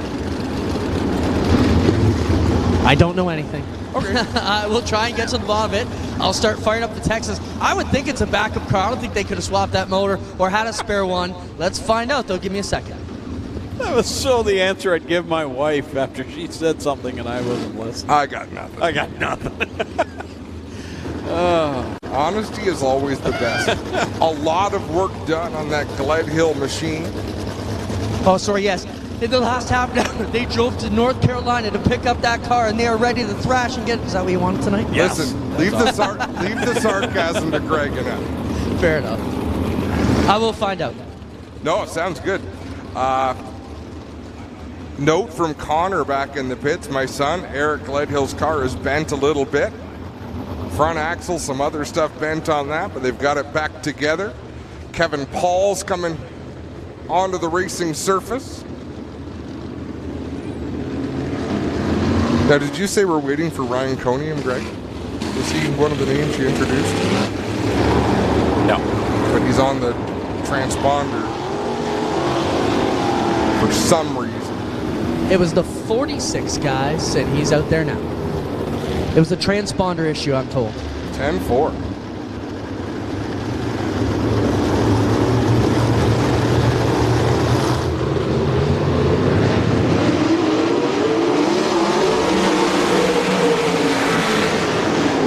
Green flag flies. Gledhill on the inside. Aaron Turkey up on the high side. They streak down the back straightaway. The top two immediately driving away from Kevin Pauls in the 3rd spot.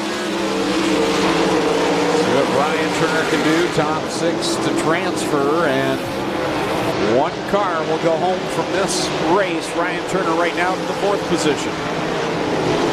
Out in front, Gledhill up into the racing line on the high side. Aaron Turkey settled in comfortably to the 2nd spot, but both of them flirting dangerously with the edge of the banking. Ryan Turner really the first car not running the outside of the racetrack, as he'll go to the inside of Kevin Pauls and pick up 3rd. Eric Gledhill likes to flirt with danger on that outside. He really likes the outside. He gets it done quickly out there, and we saw in the heat how dangerous that can be, but he's got that car a haul in the Oakwood Transport, number 7 out in front.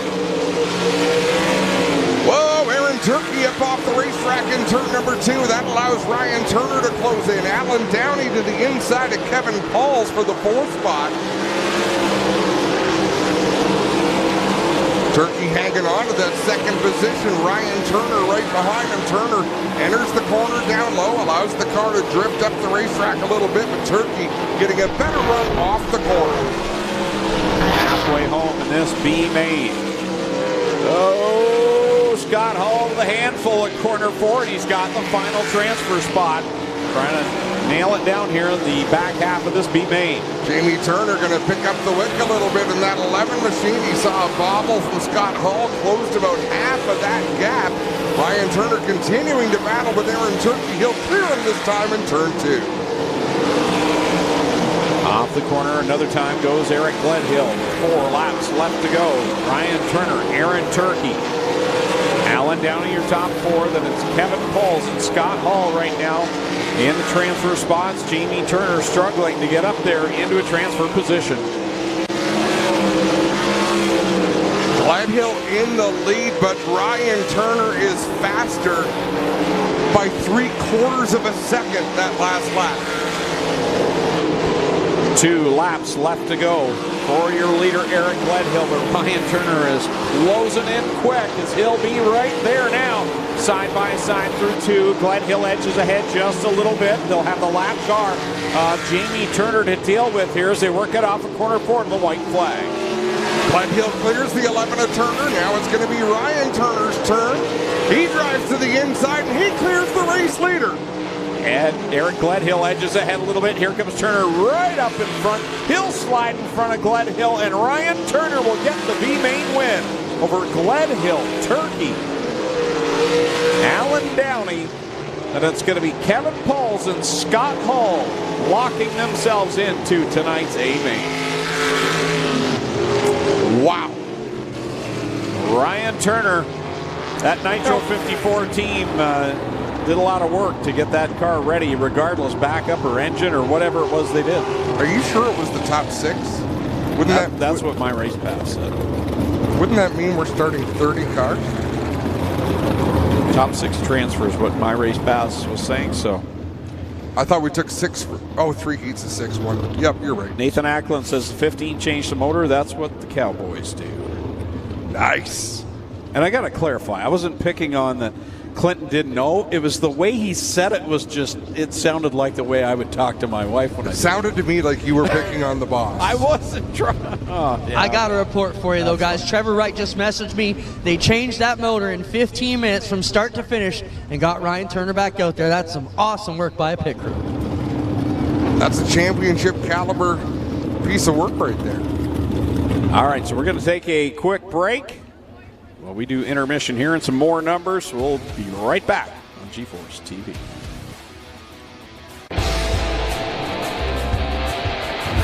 Ladies and gentlemen, you came looking for a show. Well, here you go. Ohsweken just races like a big, fast track. If you're not aggressive and you're not willing to make it dicey, you're not passing nobody and you're not going to be fast. Oh, Victor Bomberry found his limits. That's unbelievable.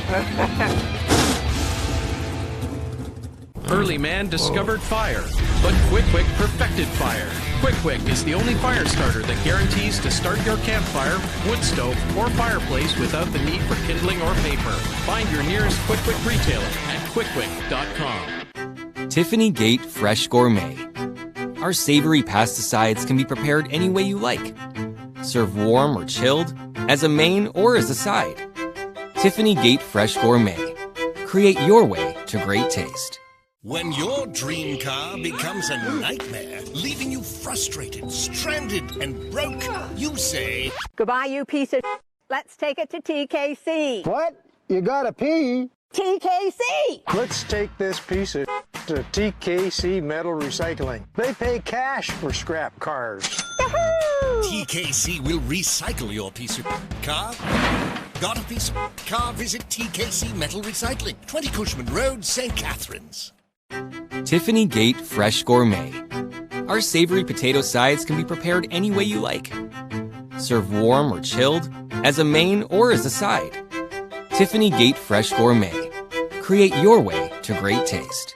You're so tasty. Drive me crazy. Ain't nothing I can do.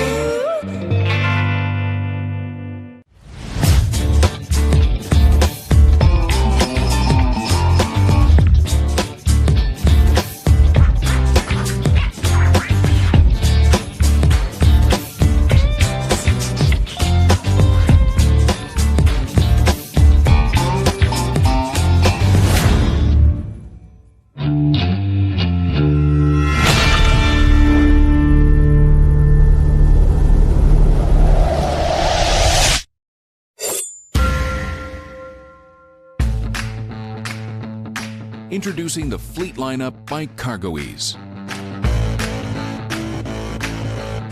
Our commercial and Titan Series slide come with weight capacities of 1,500 to 3,000 pounds and features HDPE Ultra Ply Deck, a 1/4-inch rubber mat, 8-inch aluminum side rails, a patented spring release T-handle, and L-hook fasteners. This is the CargoEase Fleet lineup.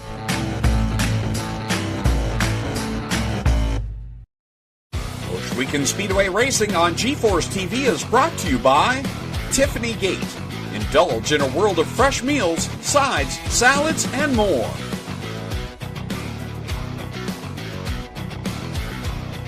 Early man discovered fire, but Quick perfected fire. Quick is the only fire starter that guarantees to start your campfire, wood stove, or fireplace without the need for kindling or paper.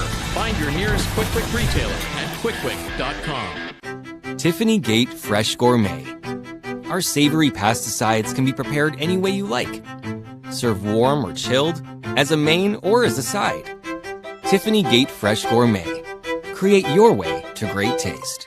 Lockhart's Odyssey is BRP's newest marine dealer for the legendary Alumacraft fishing boats, the luxurious Manitous, and the affordable Sea-Doo Switch pontoons. Come aboard our new outdoor showroom, located here in Cortland at Lockhart's Odyssey, your BRP superstore.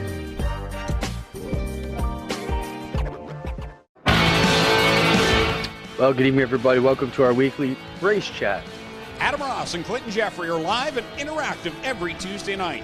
Rivals Race Chat is your home for race discussion, debate, news, interviews, and more.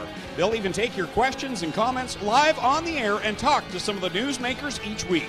Tune in every Tuesday night at 8 p.m. on G-Force TV.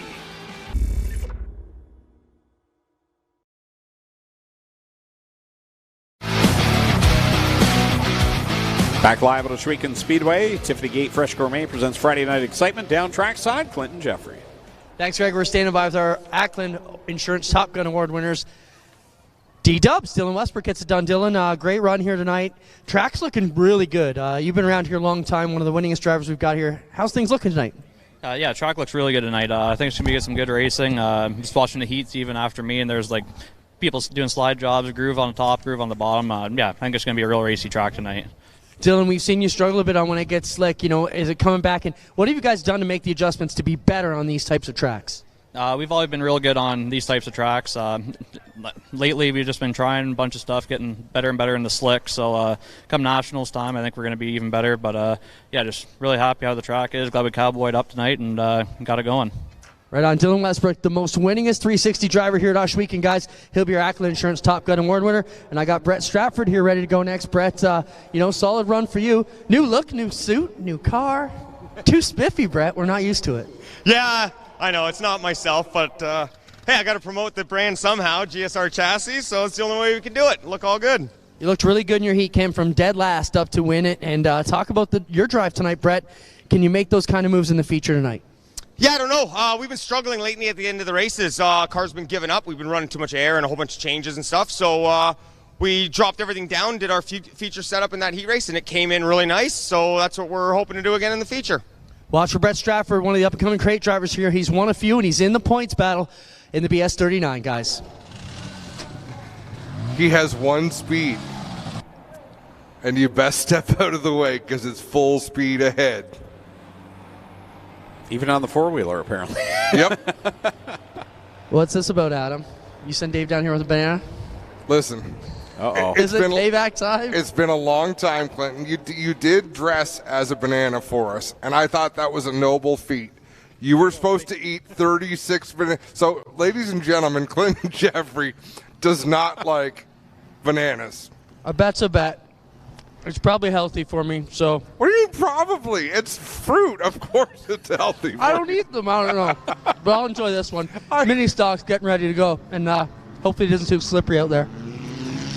I've heard a rumor that these things are nutritious. What a great sport.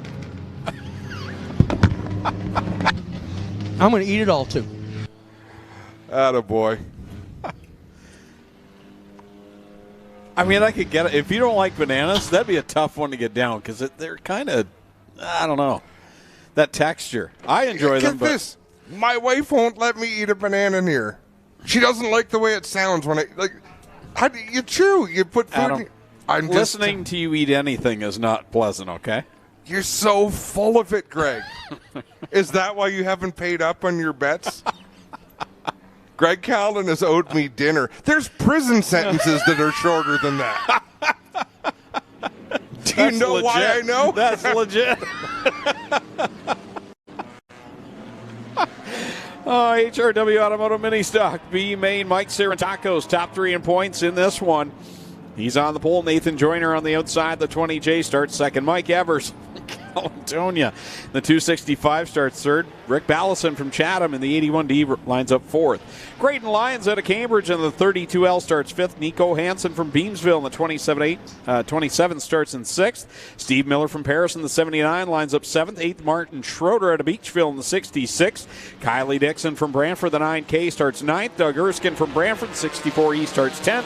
And Tylen Hill and Miranda Weiler going 11th and 12th. Got them all in there. They charge down the back straightaway. Sarantakos out in front with Mike Evers battling for second. A little bit of contact further back. They were 3 wide on the back straightaway. Nico Hansen on the outside. He was able to squirt through unscathed. Evers and Sarantakos 1 and 2 right now. Sarantakos out in front, and you're in the thick of a points battle. And obviously, you know, Sarantakos, we expect him to be at the front of this B main, but anything can happen, and your championship chase could go away with one problem in a B main. You do not want to be in this race. Nope. Sours your night, that's for sure. Nico Hansen's had a rough start to the evening as well. He finds himself in this B main, riding in the 4th spot. Hansen looking to the inside on Nathan Joyner down into turn 3. The top 2 have opened up half a straightaway as we reach the halfway point of this one, but they're 3 wide for that 3rd spot. Nathan Joyner, Martin Schroeder, and Graydon. No, Nico Hansen, Nathan Joyner, and Martin Schroeder. I had Graydon Lyons in there, but Lyons a little further back. 2 laps left to go for Mike Sarantakos over Mike Evers. And it's Hansen, Schroeder, and the 20J machine of Nathan Joyner. As Schroeder went up the bank and car wobbled a little bit there at a 2, but seems to be up to speed. Yeah, there's been some hairy moves going on back there. White flag, 1 more lap for Sarantakos over Evers. Nico Hansen up to 3rd all by himself. Then it's Schroeder getting around Joyner as they work down into turn 1 for the final time. They all seem to be closing in on the Hansen 27. Checkers coming out. Mike Sarantakos can breathe a sigh of relief. He's into the A main over Mike Evers. Nico Hansen, Martin Schroeder. Then it's Joyner, and then the 32 of Graydon Lyons. Steve Miller. Kylie Dixon was a lap down. 22 of Miranda Weiler and the 81D of Rick Ballison.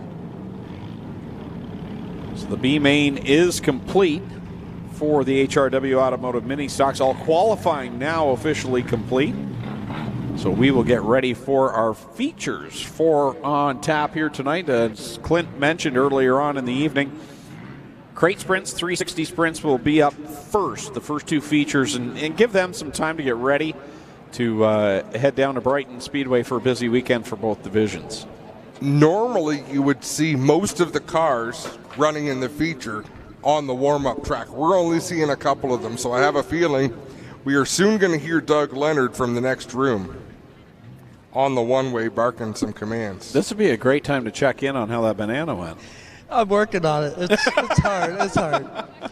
And the messages have been coming in. But, hey, just want to send a shout-out to all our amazing teams, Epic Racewear, and, of course, Gail Hill and Bobby Lickers from Gail's Auto Aftermarket provided 140-plus backpacks to our kids. How about a big round of applause to all the kids that got to go back to school? And if you're a parent, make some noise. But 130, 140-plus backpacks tonight is amazing by our teams and sponsors to come through. And kids, hopefully have a safe year back at school. Where's the banana? Oh, I'm working oh it. wow. I'm working on Man, you're a trooper. It's hard. Hey, a bet's a bet. You know, I'll try. All right, so great crowd on hand here tonight with just 2 regular nights of feature racing left to go. We got tonight and then next week, championship night.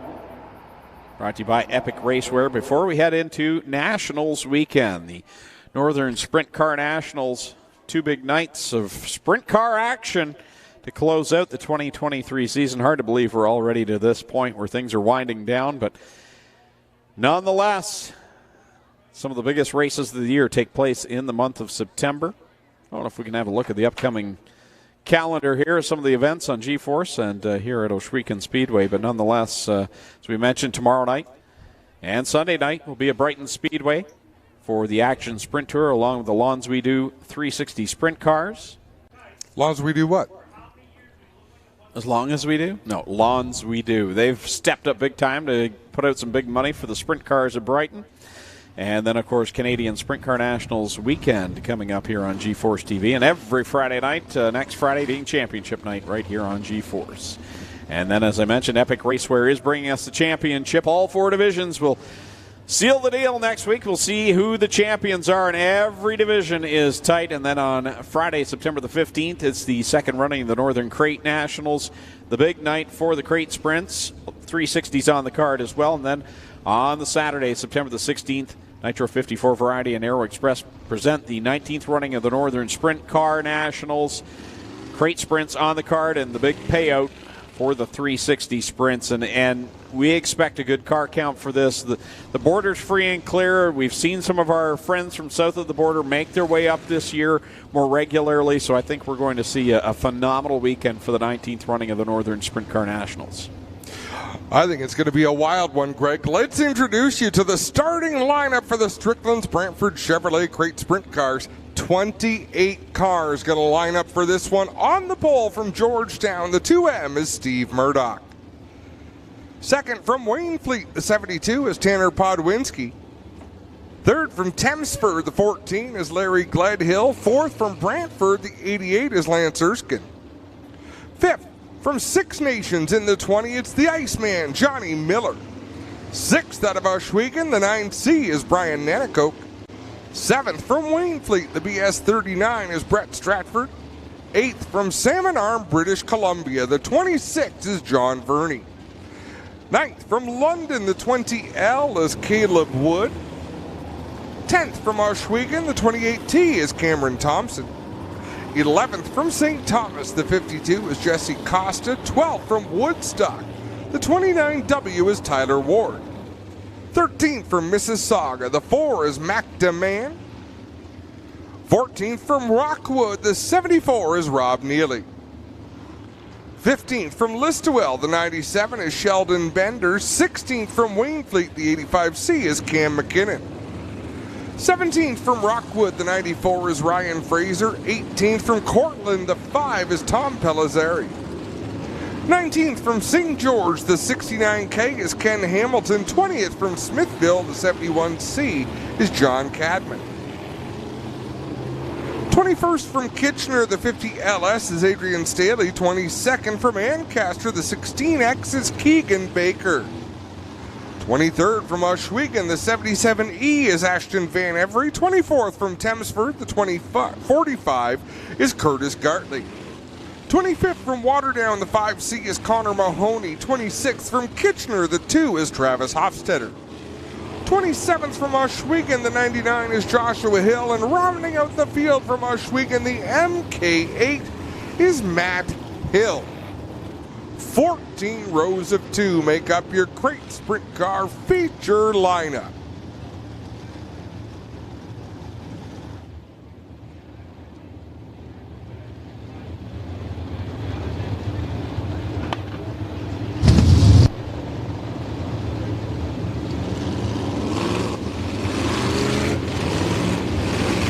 Points championship coming down to the wire. Mac DeMann, the points leader, with 723 points. 8 points back, Jesse Costa in the 52. Still in contention, Brett Stratford and Steve Murdoch. Larry Gledhill rounds out the top 5. He's a little bit further back. 91 points out of the lead. Probably unattainable for Gledhill, but those top 4, depending on the circumstances, any one of them could get it done. Clinton, we gotta say, great job by the track crew. Rebuilding turn number 1 yet again, and it looks beautiful. Yeah, you can see all the gear in the infield, all this big equipment. That's for new drainage. This is a commitment made by Glenn and the Ohsweken crew here to fix that turn 1, whatever it takes, and they put a lot of work in. And like I said, after the NASCAR race there, I was leery to share those videos on social if you saw them. But what a hole they dug and what a track they built. It looks pretty good once again. It does so. And we're going to be able to enjoy the fruits of their labor here tonight. We've got 4 feature events loaded full of race cars. Steve Murdoch with more podium finishes than anybody this season without scoring a victory. Could tonight be the night? The young man from Georgetown going to start from the pole position in that number 2.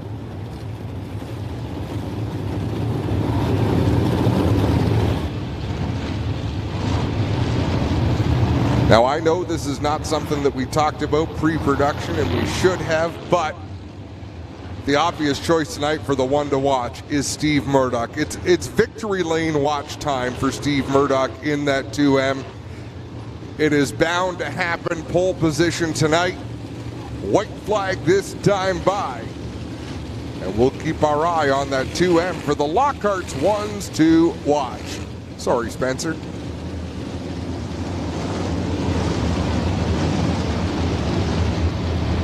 Feel-good story, Caleb Wood in that 20L out here. He'll start in the top 10 as well.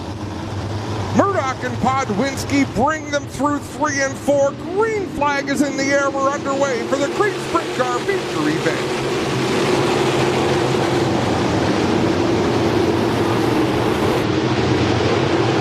Johnny Miller with a good run around the inside on that opening lap. Brett Stratford just about got into the back of Gledhill in that black 39, but out in front, it's all Steve Murdoch in the 2M. Tyler Ward getting up off the racetrack in turn number 2, loses a lot of positions, able to get back into the racing groove without any difficulties for the cars around him, and we remain under green with Murdoch leading the way over Lance Erskine. Erskine's been strong all night. We watched him in that qualifying heat. Looks so good. Racing around some of the best here in this division, and he's come so close to a feature win. Maybe tonight's the night for him.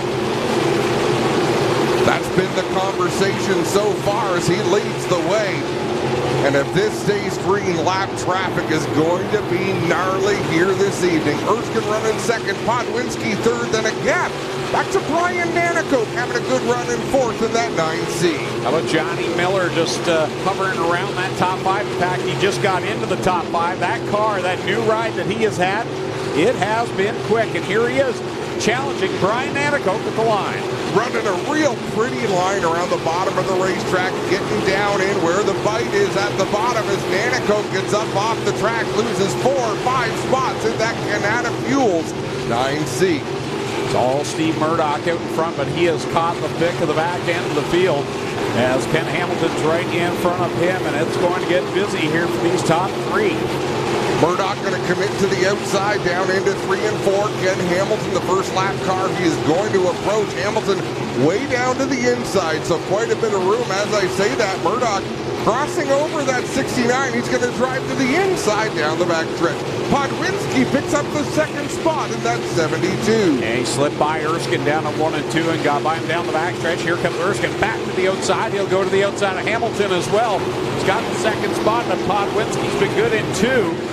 Erskine holds the spot as they go down the backstretch. Meanwhile, the leader has gotten by a couple of cars, now working into some heavier traffic. Johnny Miller closing in as well to make this a 3-car battle for the second spot.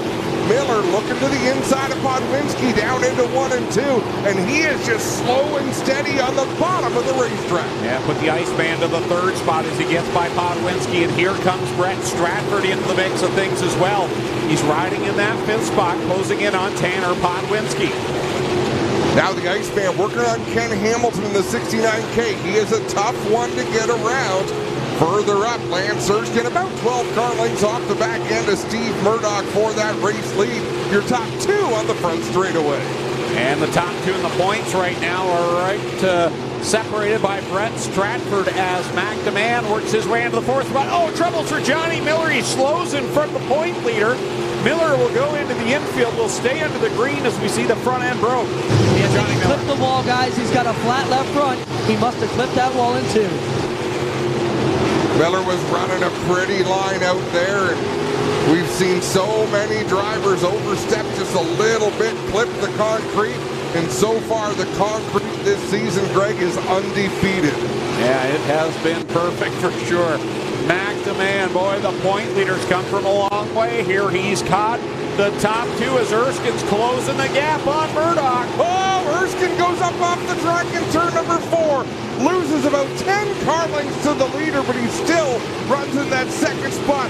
What a save for Lance Erskine. And he's got the leader still in his sight, so that was a big save for Lance Erskine there. As the leader still in the thick traffic right now as they work down the front stretch. Erskine and McDeman giving chase to Steve Murdoch. Oh, Murdoch just about loses it in turn number 1. All of a sudden, the top 3 nose to tail. Here goes McDeman taking over the second spot from Erskine. Here he comes down to the inside, the highlight man, the point leader off of corner 4, though, drifts back to the third spot. I thought he had them both and was going to take off, but boy, oh boy. They're giving him a run, and here comes Costa. For the third or fourth time tonight, we've watched someone pass Lance Erskine, and Erskine just power off the outside of turn 4 and retake that position. Oh! 4 cars battling at the front. McDeman and Jesse Costa just about wrecked on the front straightaway. 5 cars all working their way into turn number 3, first through 5th. Here they come, 2 laps left to go at the line. Out in front, it's Murdoch. Then it's Erskine side by side with the man. He's got Costa right behind him and Brent Stratford right in the thick of it. Murdoch can't see what's going on behind him, but he would love it if he could. Jesse Costa sneaks up to the second spot. The white flag is out. Steve Murdoch with 1 more lap to career victory number 1. McDeman trying to give chase, but he's got 3 lap cars between he and the leader. Costa now to the third place. Erskine drifts back to 5th and now is fading as the checkered flag will come out. He was upside down 2 weeks ago. He's in victory lane. Murdoch gets the win. Second place to McDeman. Third to Jesse Costa. Brent Stratford 4th. Lance Erskine 5th. Green to checkered. 28 cars. How entertaining was that feature event? Yeah, and it's not just that it was green to checker, but the passing among the top 5 was unreal. And I think it played into the favor of Steve Murdoch because second on back were in such a heated battle that it allowed him to just gap a little bit. They closed in at such a speed at one point. When Murdoch got squirrely in one, I thought, okay, his race is over. Yeah. He's got 3 of the best crate drivers ever in the top 5 in Brent Stratford, McDeman, Jesse Costa. Lance Erskine, who's been determined as anybody here tonight. And there's your top 3. Pulling into quick victory lane, the TrueNorth.bet winners interview is about to go down, and I think we will see a very happy Steve Murdoch climbing out of that 2M. He's not a bridesmaid. He's not the maid of honor. He's finally made it. He's got the victory. And Lone Wolf Fireworks lighting up the sky to help celebrate for Steve Murdoch. What a redemption story, Clint. Upside down in a nasty wreck during Speed Week. And now he's a winner. McDeman in there to give him congratulations as he works the helmet off. He will climb out as an Ohsweken feature winner here tonight. He's been fast a lot, and as you mentioned, Greg, the last time we saw him here on NASCAR Week, his car was absolutely destroyed here going into turn number 1. Crew and family in here, dad in to congratulate him. Jesse Costa will work his way over as well, and we'll get him out here.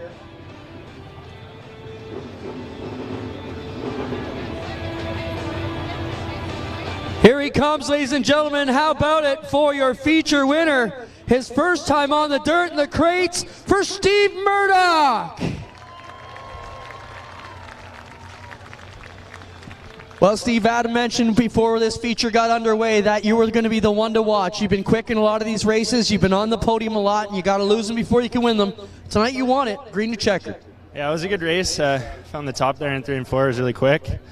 I'd just like to thank everybody that helps me. Perry, my dad, Greg, Len, couldn't do it without them.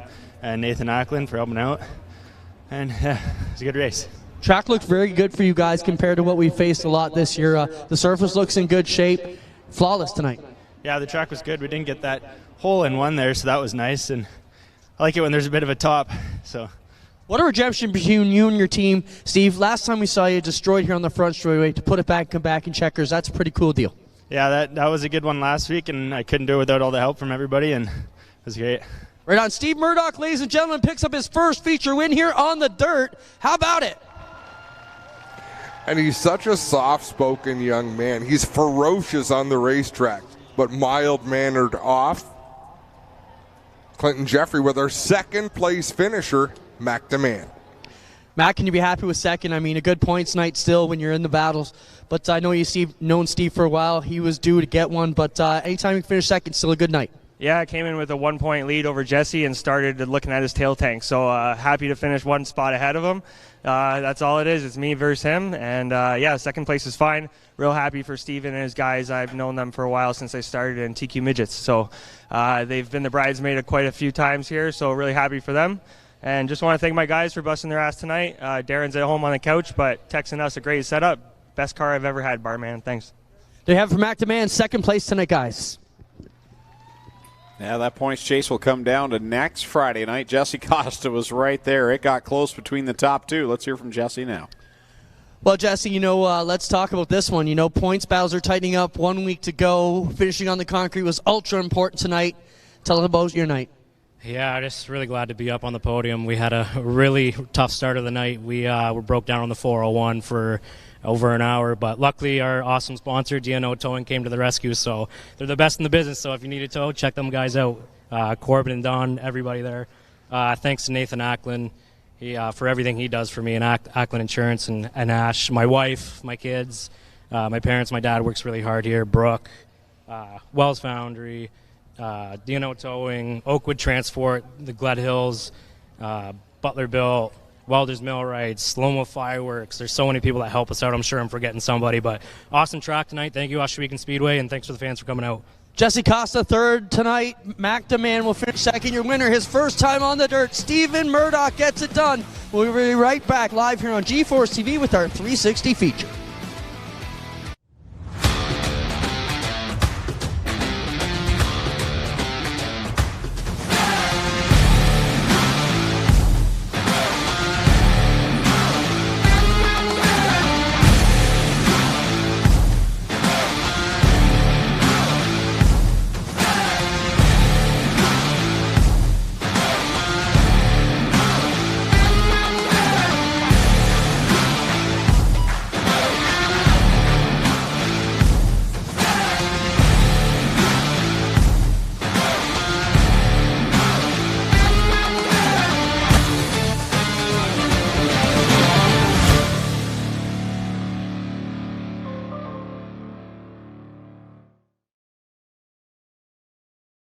When your dream car becomes a nightmare, leaving you frustrated, stranded, and broke, you say, Goodbye, you piece of Let's take it to TKC. What? You gotta pee? TKC! Let's take this piece of to TKC Metal Recycling. They pay cash for scrap cars. Yahoo! TKC will recycle your piece of car. Got a piece of car? Visit TKC Metal Recycling, 20 Cushman Road, St. Catharines. Tiffany Gate Fresh Gourmet. Our savory pasticides can be prepared any way you like. Serve warm or chilled, as a main or as a side. Tiffany Gate Fresh Gourmet. Create your way to great taste.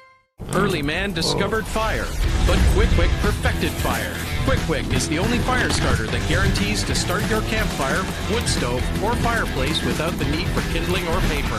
Find your nearest Quick Wick retailer at quickwick.com. Rev up your engines and get ready for some high-octane action. G-Force TV is your one-stop destination for all the best racing action across Ontario. With free live coverage of the APC Series, Ohsweken Speedway, Southern Ontario Sprints, and much more. You won't miss a single moment of the excitement. Whether you're a die-hard fan or a casual viewer, G-Force TV has everything you need to stay up to date on the latest racing news and events. Head to our website at gforcetv.net and start watching today. Ohsweken Speedway Racing on G-Force TV is brought to you by Pinty's, making great food fun. And by Quick, the world's best fire starter.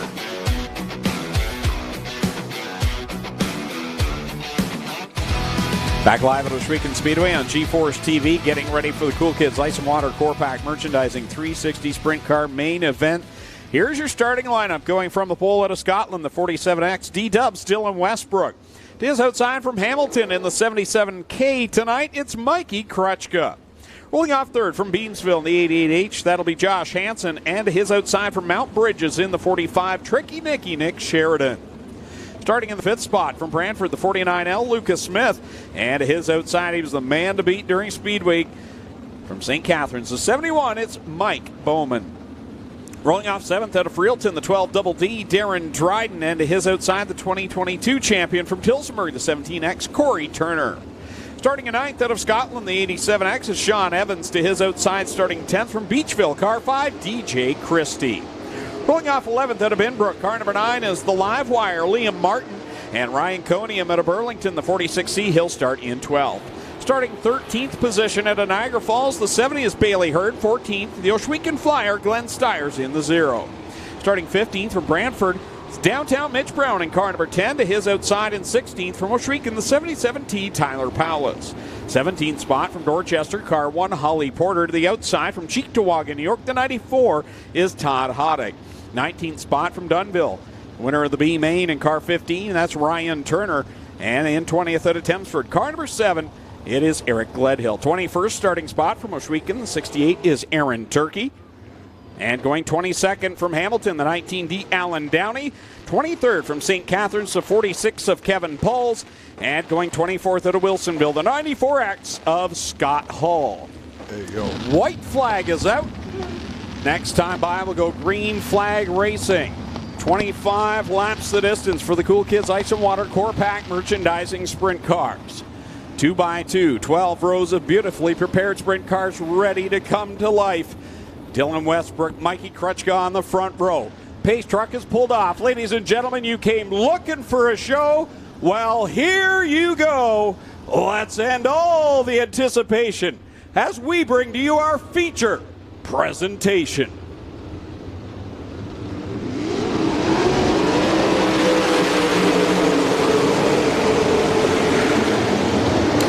Good launch for Dylan Westbrook. Josh Hansen up to second. Tyler Powless off the track deeper in the field.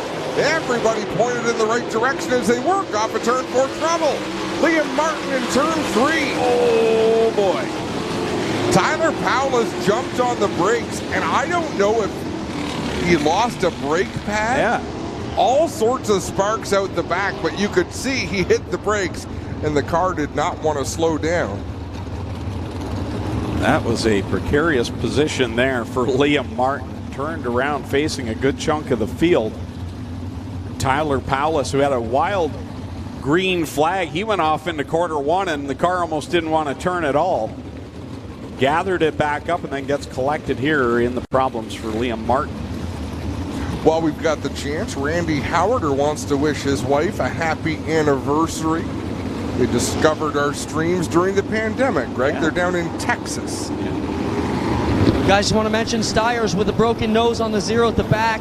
It's still intact, but it is bent over. And looks like he, I thought he knew it was going to the pits, but no, he'll just pull up on the outside. Now we're over here with the Liam Martin car. It looks like everything's all right here in the 9 car. Martin, you mentioned brake issues. We'll have to see what happens when he gets going, as the field will reel by us here on the bottom. No, Martin we think is okay. It's the Powless 77. Okay. And that's what happened to Glenn Stiers' wing. I think Powless drove over the front of it trying to get slowed down.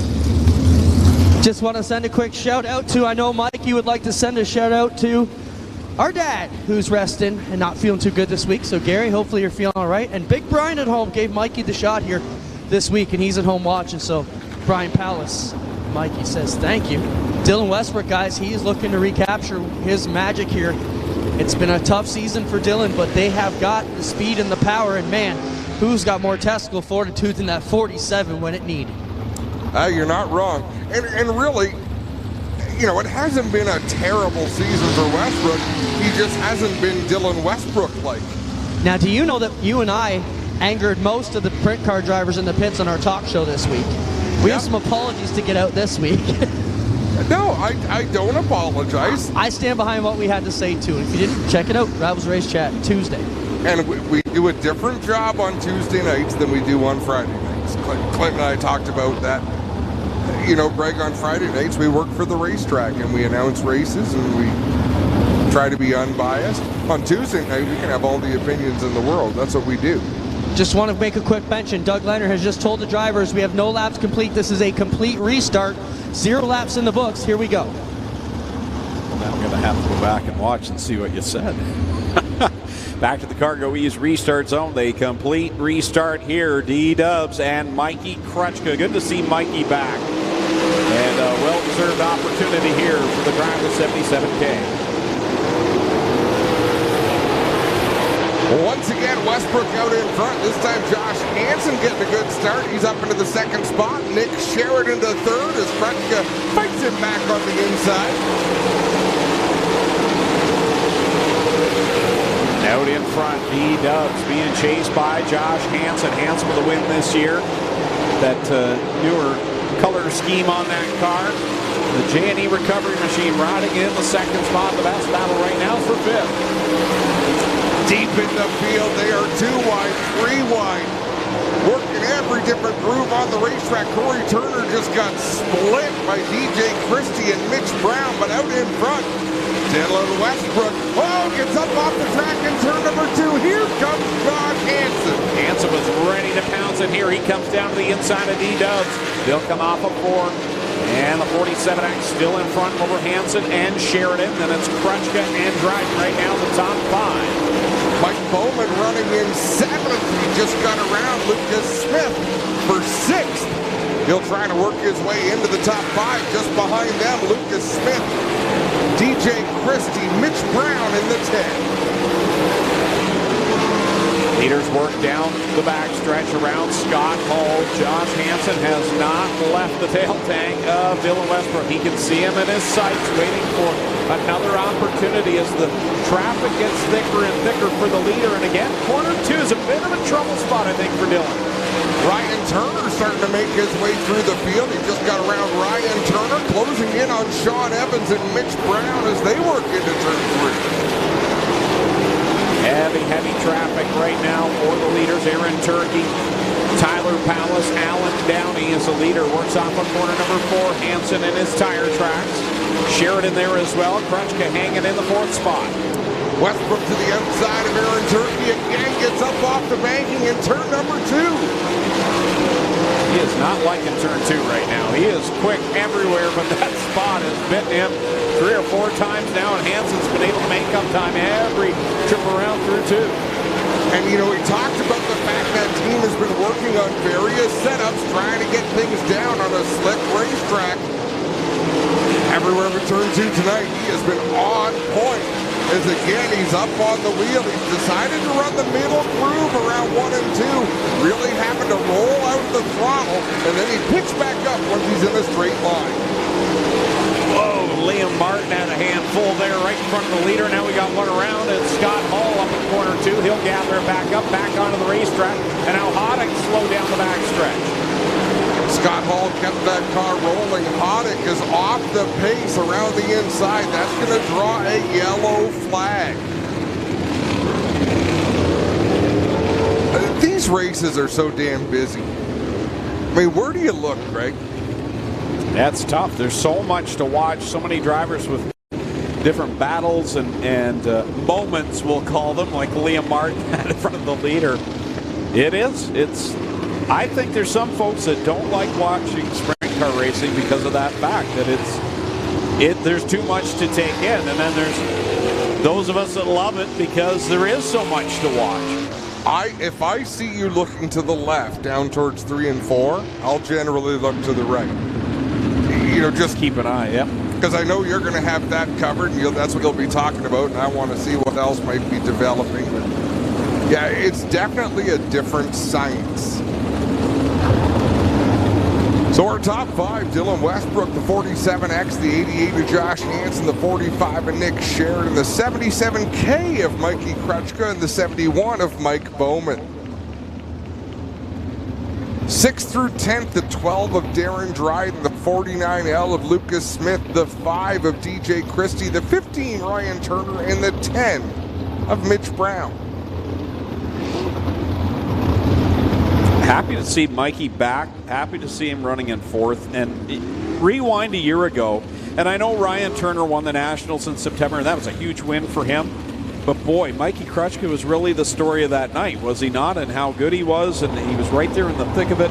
And then things just didn't work out for him. Some problems getting the motor, and his season was put on hold, really not to his doing. And he's someone we need out here on a Friday night every week, and just good to have him back. Mitch Brown peels that number 10 off into the pit area. He was having a solid run out there. He'll head back to the attention of his pit crew, and I wholeheartedly agree, because Mikey Krutchka can play the role of the bitter old man in the field, but he still races like a young lion. But he will set anybody straight that needs to be set straight, and I think he does it. Once or twice he's done it in a way that was fairly loud, but for the most part he's diplomatic and people respect his opinion. He's entertaining on and off the track. That's plain and simple. Yeah, I would say. And that's what the sport needs. You know, Mike was out here practicing last night. I said, how's it going? He goes, I am so out of shape. I should have been working out instead of playing video games all summer. He said, if I only make 15 laps, it probably wasn't the car. I'm out of gas. So Tuesday night, if you missed it, we did have a good chat. There was a lot of dirt racing on the show, but the conversation was about how good Mike Bowman has been, how much chatter there has been about his program. But there was also conversation about how much work the other teams have to do with getting better on slippery racetracks. When we come back to green, we'll enjoy the sights and sounds of the 360 sprint cars with a quick fire it up.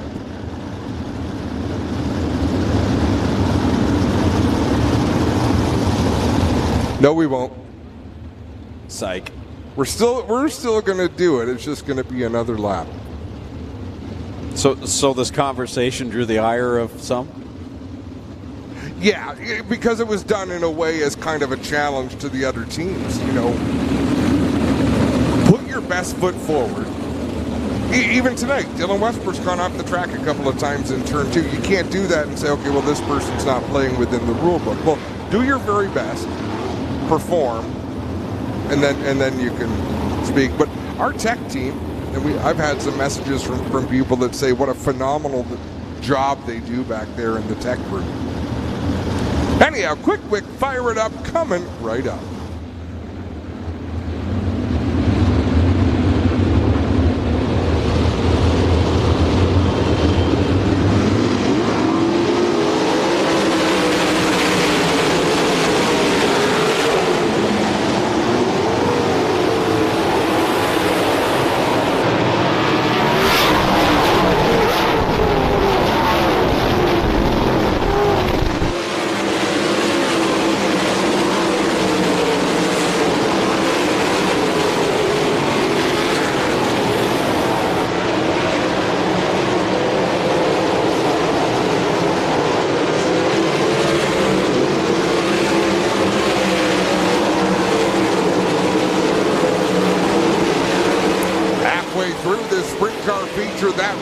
Did not go the way of Darren Dryden. He has fallen outside of the top 10.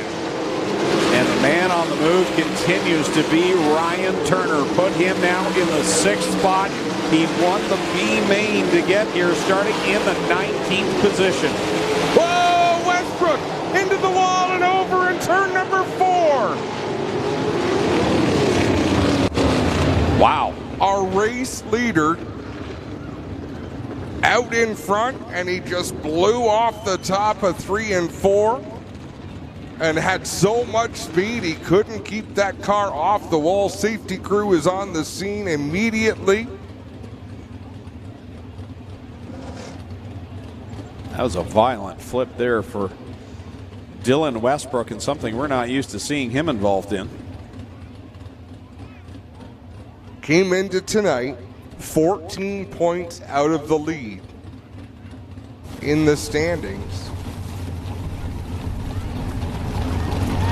Now, Clinton, is this something that they could go back and work on? We'll take a look. The cameras weren't even focused on him because he was out in front by himself.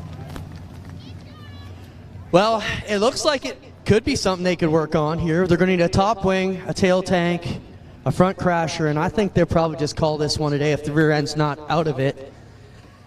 I don't know. Dylan's got the gear off and looks like he's done for the night getting out of this one anyways, guys. Here comes Dylan Westbrook out of the car, ladies and gentlemen. Please let him know that you appreciate he is okay.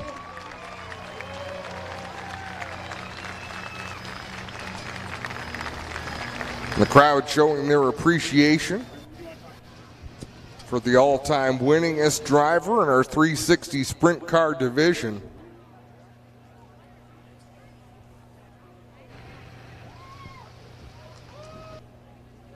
Dylan will assess the damage. You don't have to talk to us, Dylan. What happened, man? Yeah, just messed up, got a little bit too high, got in the marbles there, and it just kept on sliding. Are you okay? Oh, yeah, I'm fine. Nothing you can fix in 2 minutes? No, it's... Yeah. I mean, there's a chance if you had another red or something. Maybe if you get back there, we'll try it out and hope for another red, but, yeah. Well, let me look quick. He's going to check it out, guys. There's a lot of damage here. They got tail tank, they got rear end problems, they got front end issues as well, so we'll see what happens here. The crew is probably already assembling parts over there in the pits as Dylan takes a good look under the rear end, guys, and we'll let you know whether he's going to take the 2 minutes or not. He says they're going to take 2 minutes. Yeah, I think he'll find that it's not... Well, that's still, they're going to need a top wing, a nose wing, and some stuff on the back end. So Dylan Westbrook will likely get hustled back there ahead of the car and start accumulating parts. And we will follow it in and try and get you some imagery if we can, guys. You know, this is a great example, Greg, of how difficult it is to drive a race car. We talk up here, and we talk about the moves. We talk about the work the teams do and what the drivers are doing. I hope we never make it sound like it's not very, very difficult. Mm-hmm. Yeah, and that's the danger in it. This is not easy, and it looks easy, and that's always been the thing with motorsports, right? A lot of mainstream people won't take it seriously because it looks easy, and it's not. It's every aspect of it, even the Nitro 54 team, getting that engine in. You can't tell me they weren't busting to get ready for the B main, and everything that goes on behind the scenes, on the track. This is real, and it's real hard. Or otherwise, everyone would be doing it. And truthfully, that's what brings people out. That's why Miles Hill wants to be involved, because there's a great sense of accomplishment when his car does well. That's why the Turners with Nana Coke and Steve Lyons and the rest of the team, that's why they change an engine as we have a look at that replay. And if we got a few more seconds of it, right in the middle of 3 and 4 is where Westbrook started to drift over the banking. And once you get over the banking, there's really nothing to propel that car around the corner and direct it down the front stretch. All of his speed at that point wants to go directly to the outside wall, and that's where it went. Thank goodness for those big puffy marshmallows that we've got up there. And there you see, once he gets off the track right up there and you see him try to spin the car, there's just not enough grip to drive that car forward. Dave Hunsinger, our flagman in the stand, immediately with the red flag waving. Now we look. Ryan Turner, the points leader, by 5 points over Mike Bowman entering tonight's race. Bowman going to restart this race in the 3rd spot. Ryan Turner going to restart this race in the 5th spot.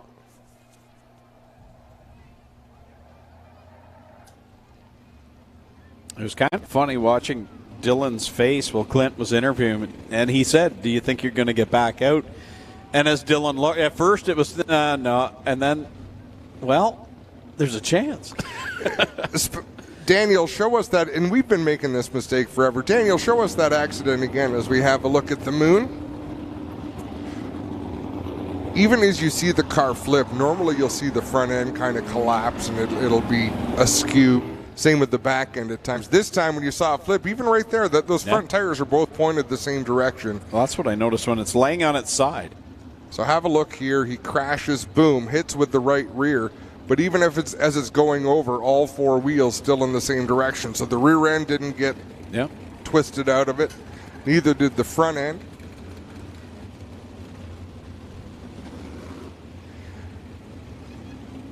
The procession making their way towards the pit area. And this crew will be on it like a swarm of bees. And you can bet there'll be more than just his crew. Well, the problem, guys, is Dylan's only going to have limited time to get back in the car as well. So he will have to get back in and get buckled in while the crew tries to rebuild it, all within 120 seconds after they get to their pit stall.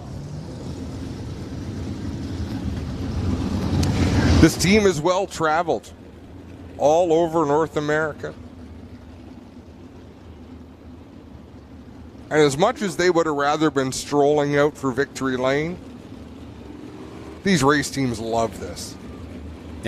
Yeah, having the opportunity to get their driver back out on the racetrack. And you might think, what's the point? Well, points are the point. And everyone can count coming down to the very last race next Friday night.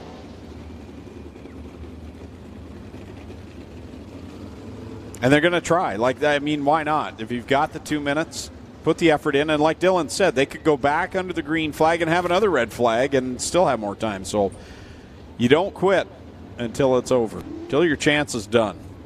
First order of business, get that left rear tire off, get a fresh one on, and then they can set the car down and sort of understand what they're dealing with. Daryl Turford is in there in the mix, a longtime crew member. They're back here throwing instructions around. Daryl says just leave the top wing alone. If we get him back in, we're going to leave this crumpled top wing as it is. Dylan is thrashing to get back in the car, guys, as we'll watch.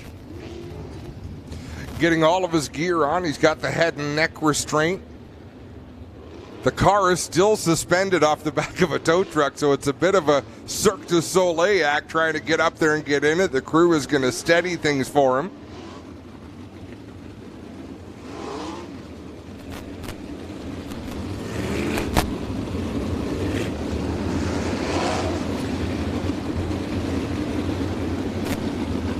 Just having a look here. Is anyone a lap down? What do we got? Yeah, we've got 1, 2, 3, 4, 5 cars laps down right now, so still an opportunity. There's points right there. If he can come out, he's got 9 laps left and even get around and stay on the lead lap. That's better than losing those 4 spots because Todd Hoddick definitely is not coming back. He dropped out. But everyone else that's a lap down is still out there. So there's 4 positions and crucial points that Dylan could keep if he can stay ahead of those 4 cars. And right now he's still in the lead lap. They have to wait for the car to get down on the ground before they can torque down that rear wheel. The front wing has come off. They're going to make some manual adjustments to the top wing.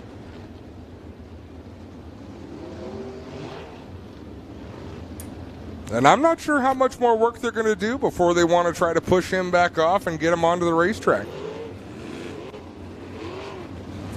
Clinton Jeffrey is on the scene overseeing everything, and great work by Jack on the camera. Probably the thing that took the hardest hit was the fuel cell when it landed on the tail.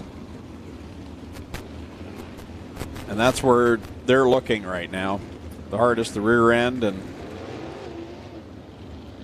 I believe I saw them in there with a shock.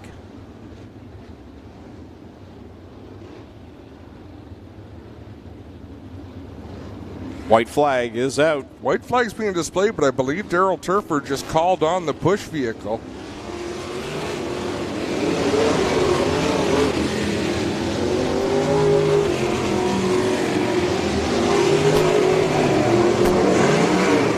And they've got to line up the push vehicle fairly carefully. Yeah. So we're going to come back to the restart with 11 laps to go. Nick Sheridan, Mikey Krutchka, no, caution, back out.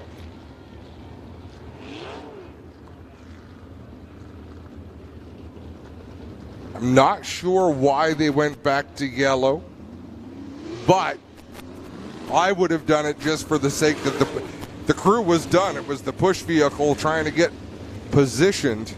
As here comes Dylan Westbrook. Here he comes, guys. Ain't pretty. Race fans, let him hear you, folks. This crew just got that 47 running. There's no nose wing. The top wing is mangled. But Dylan Westbrook is back on the racetrack. Good call, though. Why monkey around with the top wing? Do what you can to get it rolling. And he's on the lead lap, so he'll get to go up ahead of the lapped cars. And then hope it turns into corner one on the front. That's just it. I mean, these are... Car racing is dangerous, folks. Driving one of these race cars when everything is absolutely correct is challenging. Doing it when it's wadded up like a used piece of tinfoil, that takes nerve. Come back to the Cargo Ease restart zone with 11 laps left to go. Here are the cool kids. Ice and Water Core Pack, merchandising sprint cars.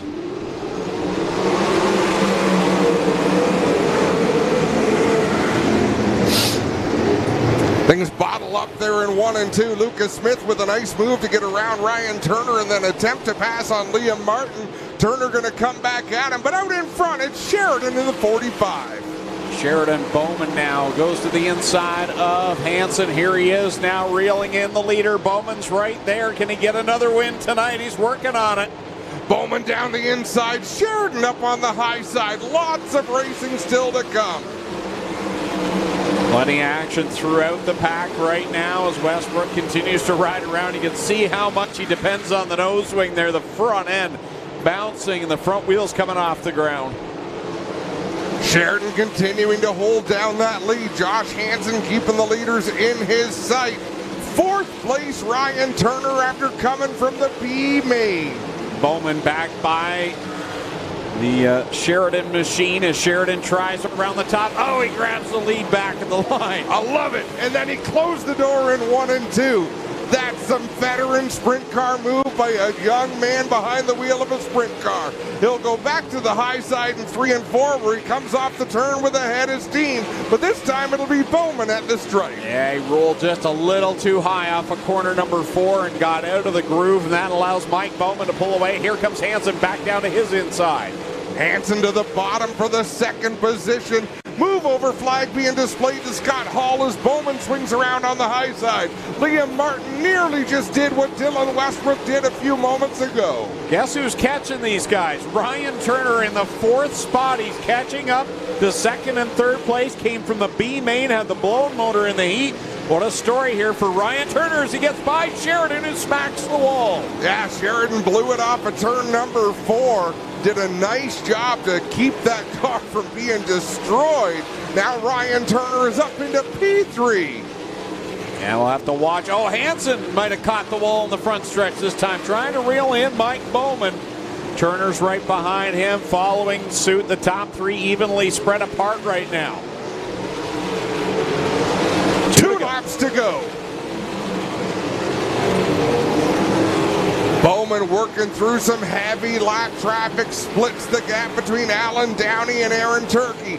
Next car ahead that'll go a lap down is Dylan Westbrook in that mangled 47X. White flag is out for Mike Bowman, looking to win yet again that Dynablast number 71. He'll work it down the backstretch the final time. Through 3 and 4, Bowman to the inside. He can see the flag stand now. Checkers are out for Mike Bowman. Hansen comes home 2nd. Turner gonna take home 3rd. Liam Martin with a solid 4th place run, and rounding out the top 5, it's Nick Sheridan. 4th win in a row in the 360 sprint cars for Mike Bowman. He's won 5 of the last 6.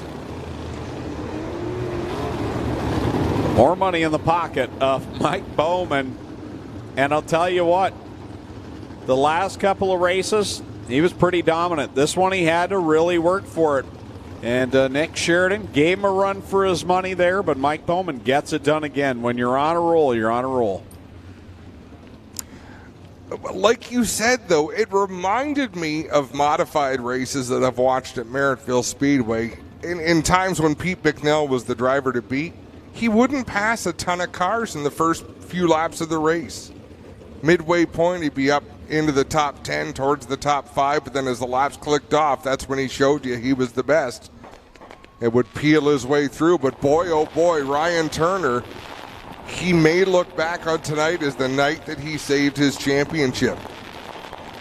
Yeah, on the podium after a blown motor, winning the B main. Great comeback for Ryan Turner as Lone Wolf Fireworks lights up the sky for Mike Bowman's 4th win on the season.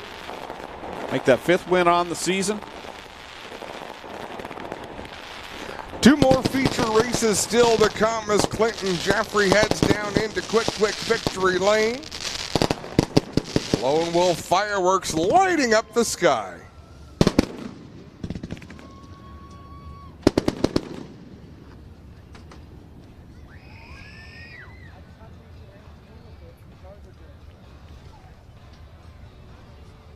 Mike Bowman works his way into victory lane. He climbs out. He'll get a handshake from Ryan Turner. We'll get in here and get another word with them, as we have a few times already this year.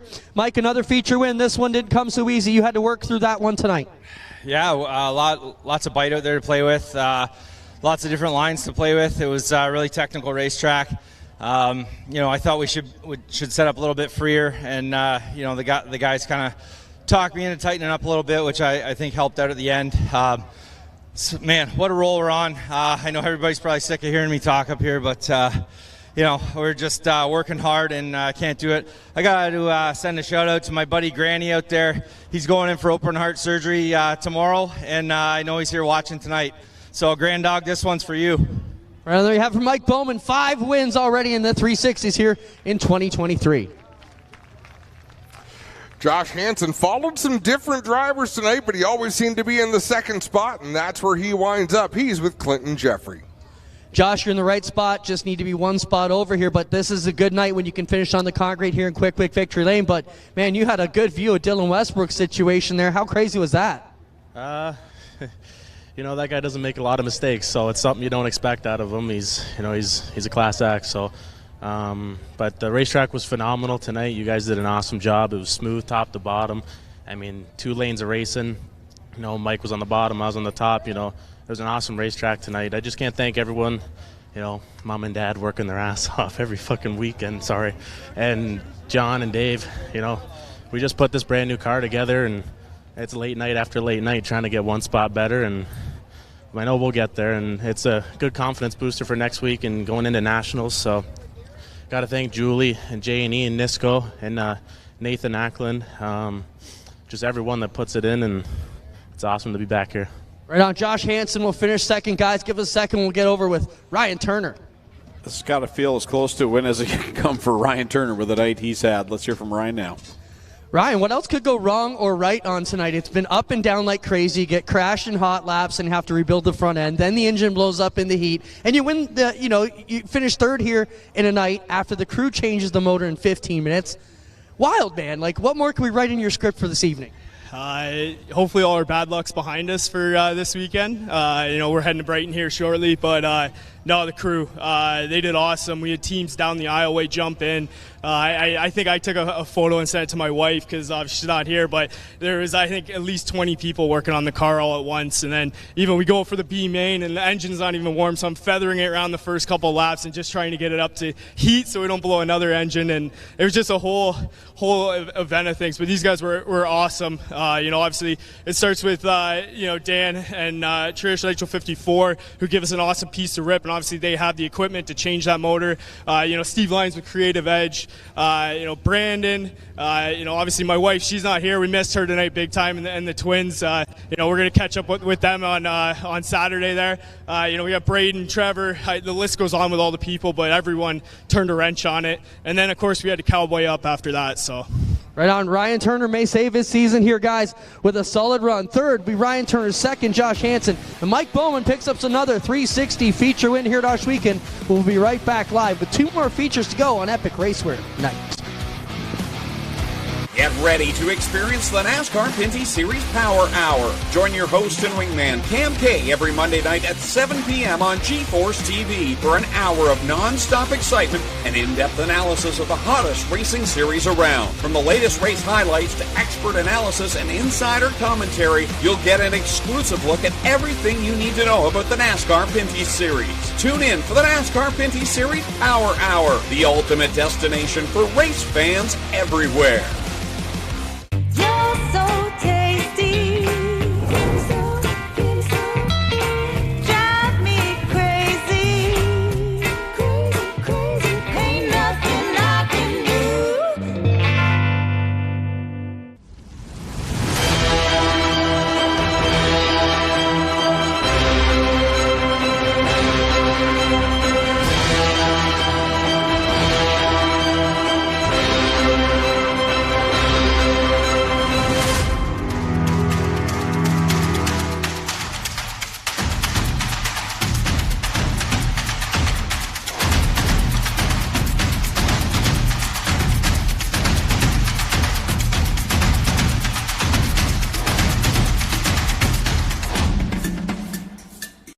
Tiffany Gate Fresh Gourmet.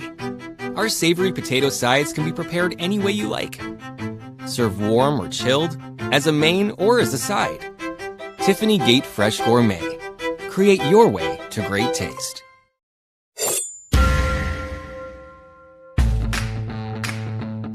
Introducing the Fleet lineup by CargoEase. Our commercial and Titan Series slide come with weight capacities of 1,500 to 3,000 pounds and features HDPE Ultra Ply Deck, a 1/4-inch rubber mat, 8-inch aluminum side rails, a patented spring release T-handle, and L-hook fasteners. This is the CargoEase Fleet lineup. Ohsweken Speedway Racing on G-Force TV is brought to you by Mighty Wipes, the strongest wipe around. And by NTN, delivering the ultimate bearing experience.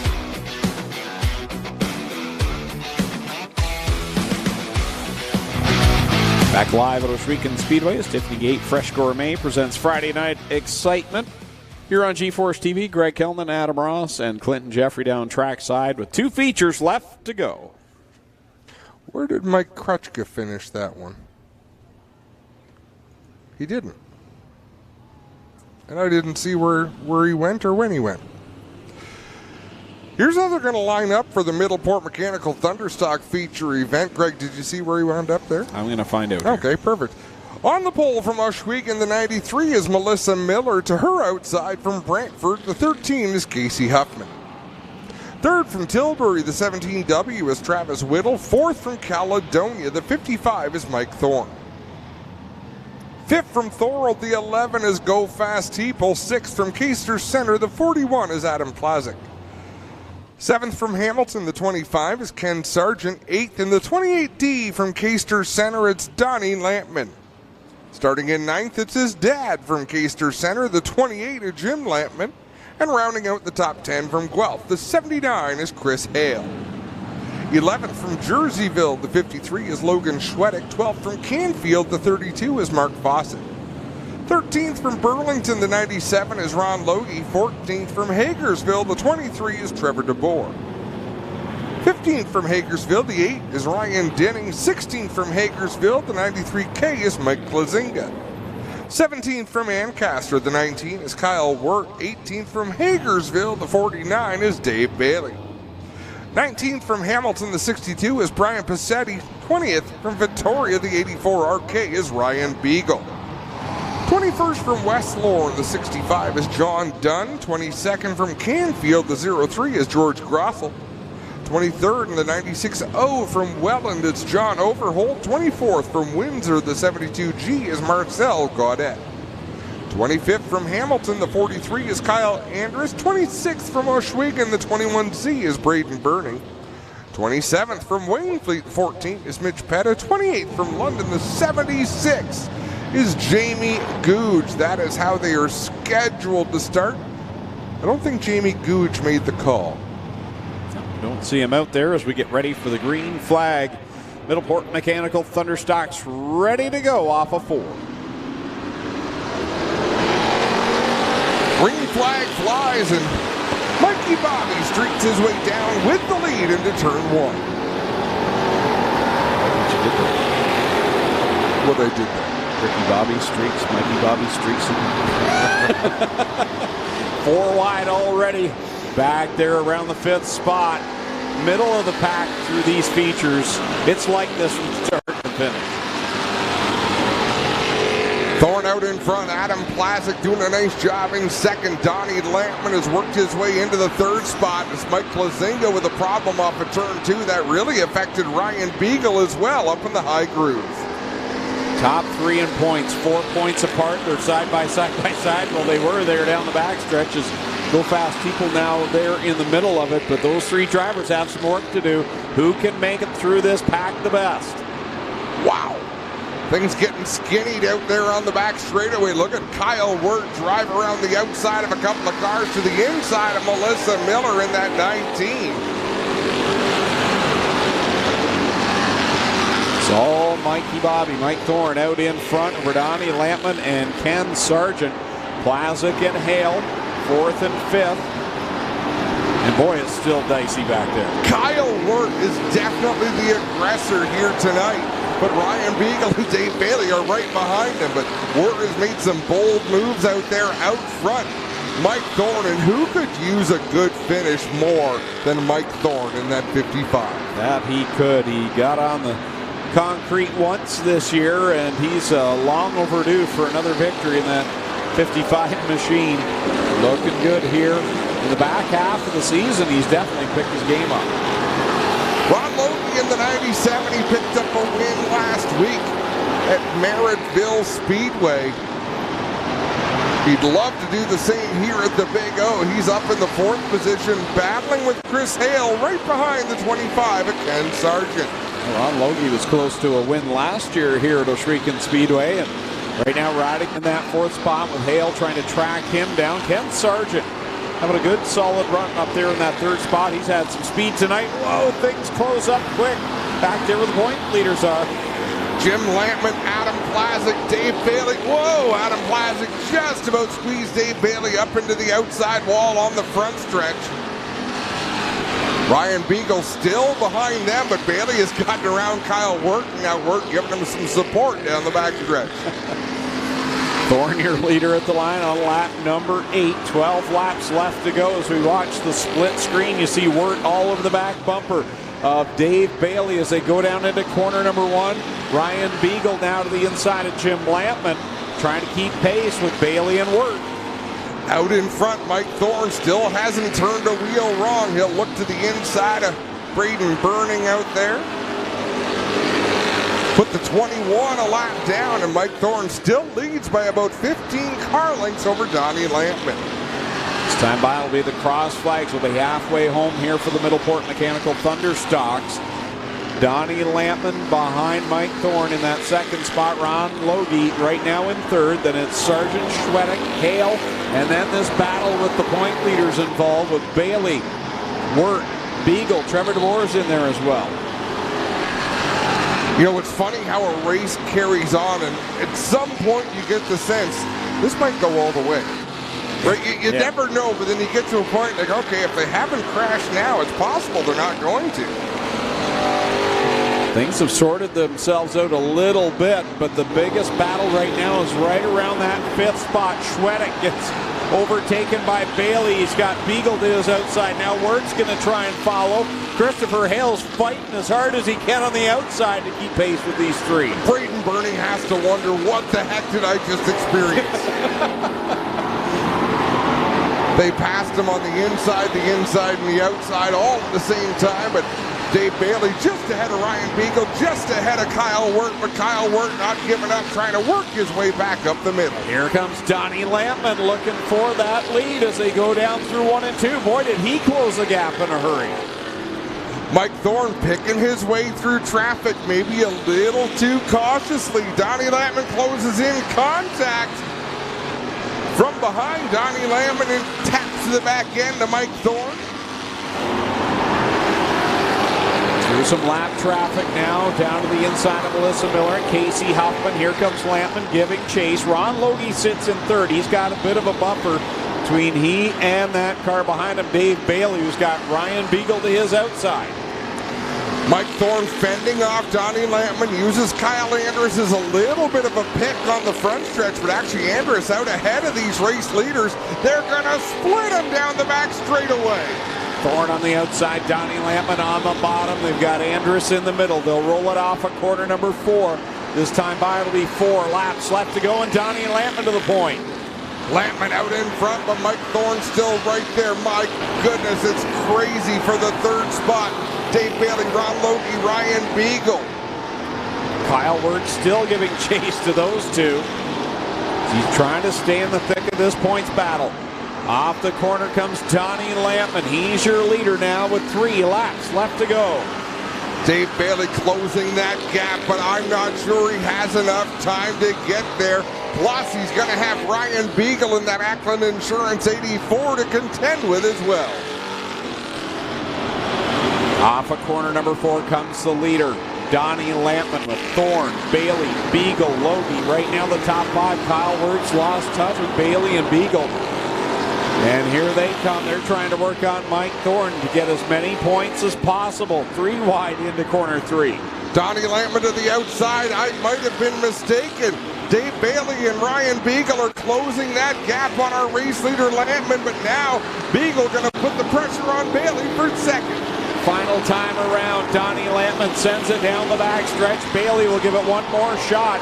Kyle Wirt wants to get ahead of Thorne to grab some points as the checker's about to come. Donnie Lampman going to take the win here at the Big O. Second place to Dave Bailey by a nose over Beagle. Thorne fades back to fourth rather. Kyle Wirt rounds out the top 5. Win number 2 for Donnie Lampman here at the Big O.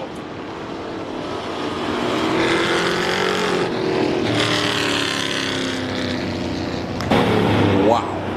June 14th, 2019, Donnie Lampman got his first Ohsweken Speedway win, and he'll get another one here tonight. It's by Mike Thorne in the late stages. And stays ahead of Bailey and Beagle. That's 2 out of 4 features tonight that have gone caution-free. Both of them started 28 cars. Well, this one started 27. It was supposed to start 28. That's pretty darn impressive. That it is, and especially with the way they were racing. This wasn't mild at any point. Donnie Lampman very excited. Does the donuts on the backstretch. He'll pull into Quick fire starter victory lane. Lowell Fireworks will light things up to celebrate Donnie Lampman's second career Ohsweken Speedway win. Donnie down here in Quick victory lane in the Monte Carlo. Dad in the Camaro going to work his way over here to have a word with the youngster. He'll stop by to say hello to Ryan Beagle on the way by. Dave Bailey out as well. And we kind of watched this kid grow up. And he's looking good here as he gets one done. His proud dad walks in behind and will shake hands with Dave Bailey. Here comes Donnie Lampman out for his second feature win here at the Big O. First one since the pandemic. 4 years between victories, you said, Greg, 2019 to 2023, so he'll be a happy young man. 4 years since your last win, Donnie, here. It must seem like an eternity, but I was just talking. We watched you grow up from being a young teenager to the young man you are now. What a drive tonight. You beat the best in the business. I'll tell you, on a track like this, if anybody had said I would have got a win in the metric tonight, I would not have believed them coming out tonight. It was a nice, smooth track. 3 and 4 had a great berm on it. 1 and 2, nice and smooth. I mean, I couldn't have asked for a better track tonight. You know, Glenn and the guys, they did a fantastic job repairing those bumps, and it just turned out amazing. What a drive, Donnie. You know, you got to be real happy. You guys bring these 2 cars every week. It's a lot of work, but you got it done. Oh, it's a great feeling to come out here and battle with some of these guys that are, you know, they drive like this. They're great cars, and, you know, there's not a much more rewarding feeling than going toe-to-toe with people like Beagle or Bailey or any of the other guys in this class. So. Right on, there it is from Donnie Lampman, ladies and gentlemen. He'll be our feature winner here tonight. What a good run for him. We'll get over here and talk to Dave Bailey in just a moment. I hope Dave Bailey's going to send a thank you to Kyle Wirt because he cleared all the holes for them. Well, Bailey, Adam wants to know if you're going to send a thank you card for Kyle Wirt because he opened the hole there that you guys drove through, says Adam. But let's talk about your night. That was fun. Just another fun night at the racetrack. Just doing whatever I could to keep Eagle behind me, and I wasn't sure that we were even going to get that close. Donnie was kind of gone, and looks like Thorne was gone, and we kind of just snookered them through a lap car, I guess. And here we are, another fun night of the races. Yeah, you and Beagle were freight training from the back to the front. Let's talk about that. You know, almost becomes the battle. Can you get to the front before the laps run out, and can you keep Beagle behind you? Is that the game you've been playing all year? Well, yeah, he says he doesn't care about points, but right now he should be ahead of us by 1, so it's his to lose now. We got nothing to lose. Just awesome battling with these two guys all year, and we're still in it. We could do something silly, and he could still sneak by us and win it. So this is a great night of racing, and hopefully we can do it again next week.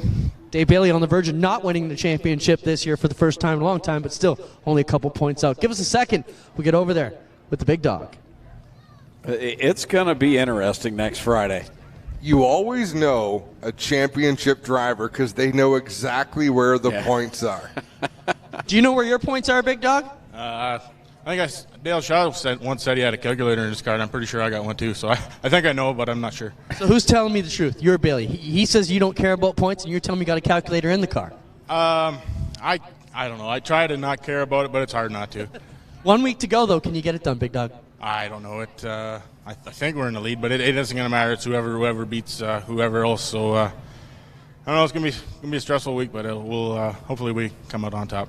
Stressful week for Ryan Vigo there. He's our third place driver tonight. Dave Bailey will be second, and our winner, his second feature win at the Big O, Donnie Landman gets it done. We'll be right back live here on G-Force TV. One more feature to go to wrap up Epic Racewear Backpack Night at Ohsweken.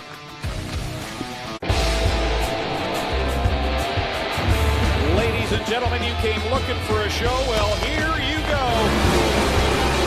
Ohsweken just races like a big, fast track. If you're not aggressive and you're not willing to make it dicey, you're not passing nobody and you're not going to be fast. Oh, Victor Bomberry found his limits. That's unbelievable.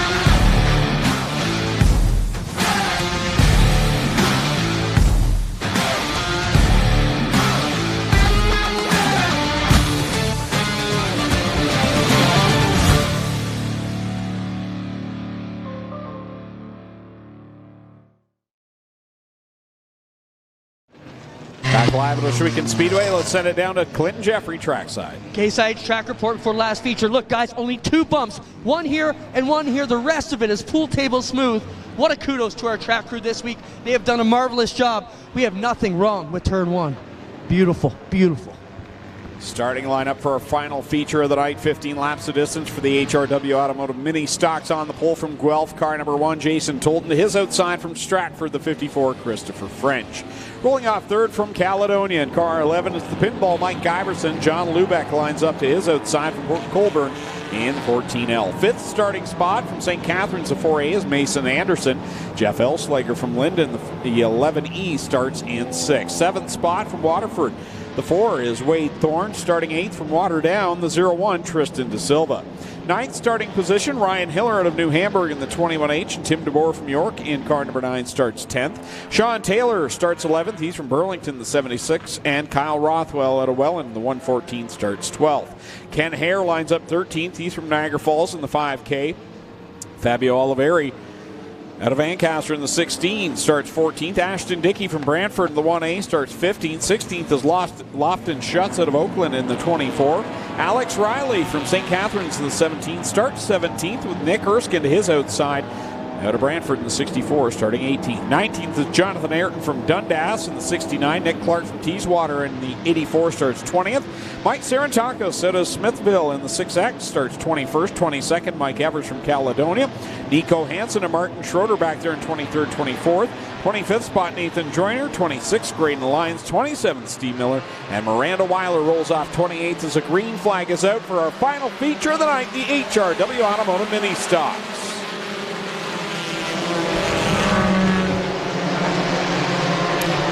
Jason Tolton with the advantage down the back straightaway. Chris French and Jeff Elslinger with a good run off of turn 2. My goodness, was that Ken Hare drove into turn 3. 20 miles an hour faster than everyone else. We've got one car in trouble. Wade Thorne in the 4. My goodness. That's been the story of his season. It picks up speed now on the front stretch. It's been a rough go for Wade Thorne this year. Definitely should have been right in the thick of the points chase, you would think, the way that car runs and how talented Wade is, but things have not played out in his favor this year. They sure have not. Jason Tolton leads a 3-car train at the front. French in the 54, second. Elslinger third in the 11. Rothwell runs fourth in that black and neon yellow 114. Now it's a 4-car train at the front. Yeah, 4-car breakaway, 3 wide behind that with De Silva in the middle of Mason Anderson and Ken Hare. Here comes Kyle Rothwell now. He's looking to the inside of Elslinger, takes away the 3rd spot. Whoa, Elslinger tries to squeeze to the outside into turn number 3. Ran out of racing room. We've got problems up in turn number 2. Weiler in the 22. She'll get that car rolling in the right direction again. Kyle Rothwell, oh so good in that 114, challenging to the inside of Christopher French. And French has had a great night tonight from the start of the qualifying heats and been running up towards the front. He's really got that 54 humming along. I would have to agree. Our points leader, Ryan Hiller, right in the midst of a wicked battle out there. A gaggle of cars all around him. As he works down the back straightaway. Not a lot of wiggle room right now for Ryan Hiller out there. Tolton, Rothwell, French, 1, 2, 3, then a bit of a distance back to that 4th spot of Jeff Elslinger. Ken Hare right there to his inside. Now here comes the battle for the lead. Rothwell to the inside of Tolton. Tolton will squeeze him down going into turn 3. Rothwell lifts out of it, then gets a run off the 4th turn side by side. Rothwell to the lead. Wow, Miranda Weiler had a handful there off of corner number 4. Gets control of the car. Everything stays clean and green as the pack goes by. Oh, catches Tim DeBoer up in corner 2. DeBoer goes around, pointed the wrong direction with traffic oncoming. Caution on the Speedway. Miranda, take note. So later, if you watch a replay, once the yellow comes out, then Tim DeBoer. Hey, the car's running again.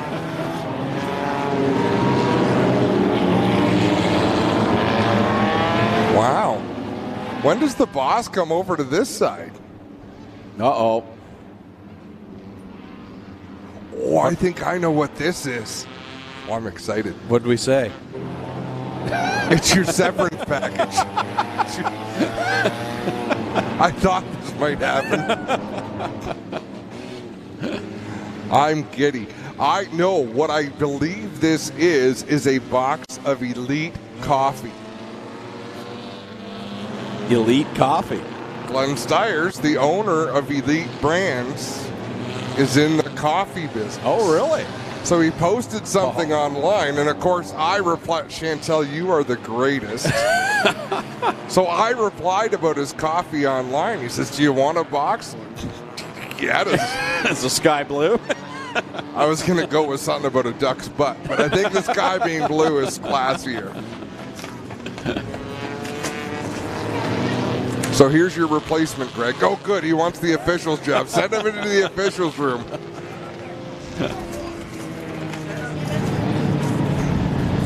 Let's do a quick wick. Fire it up. The sights and sounds of the HRW Automotive Mini Stocks coming back to the green flag with 7 laps left to go.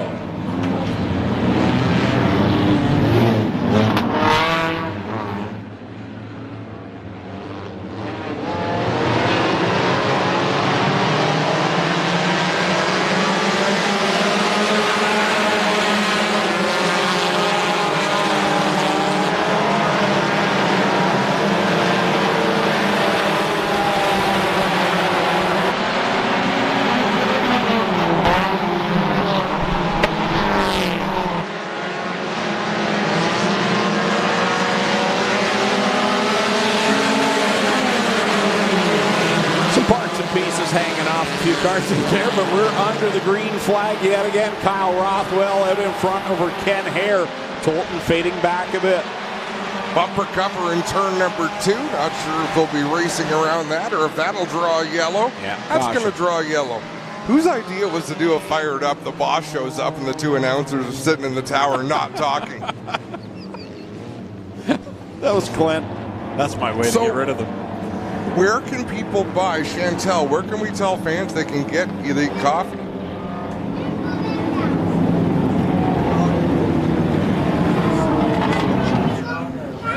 So in the smoke shops around the res, you know what? Keep an eye on Rivals Race Chat. I have a feeling we will be talking about Elite brand coffee. There you go. I'm all about this. I'm trying to position myself as the spokesperson. I love coffee. A full weekend of you at Brighton. I'm going to need that entire box of coffee. Yeah. I am a coffee drinker, and light roast is right up my alley. Are you? Oh, yeah. Well, you should kiss more butt. So I get 1 pod, and you get the box. That's okay. I didn't buy you ice cream tonight, so. That felt good.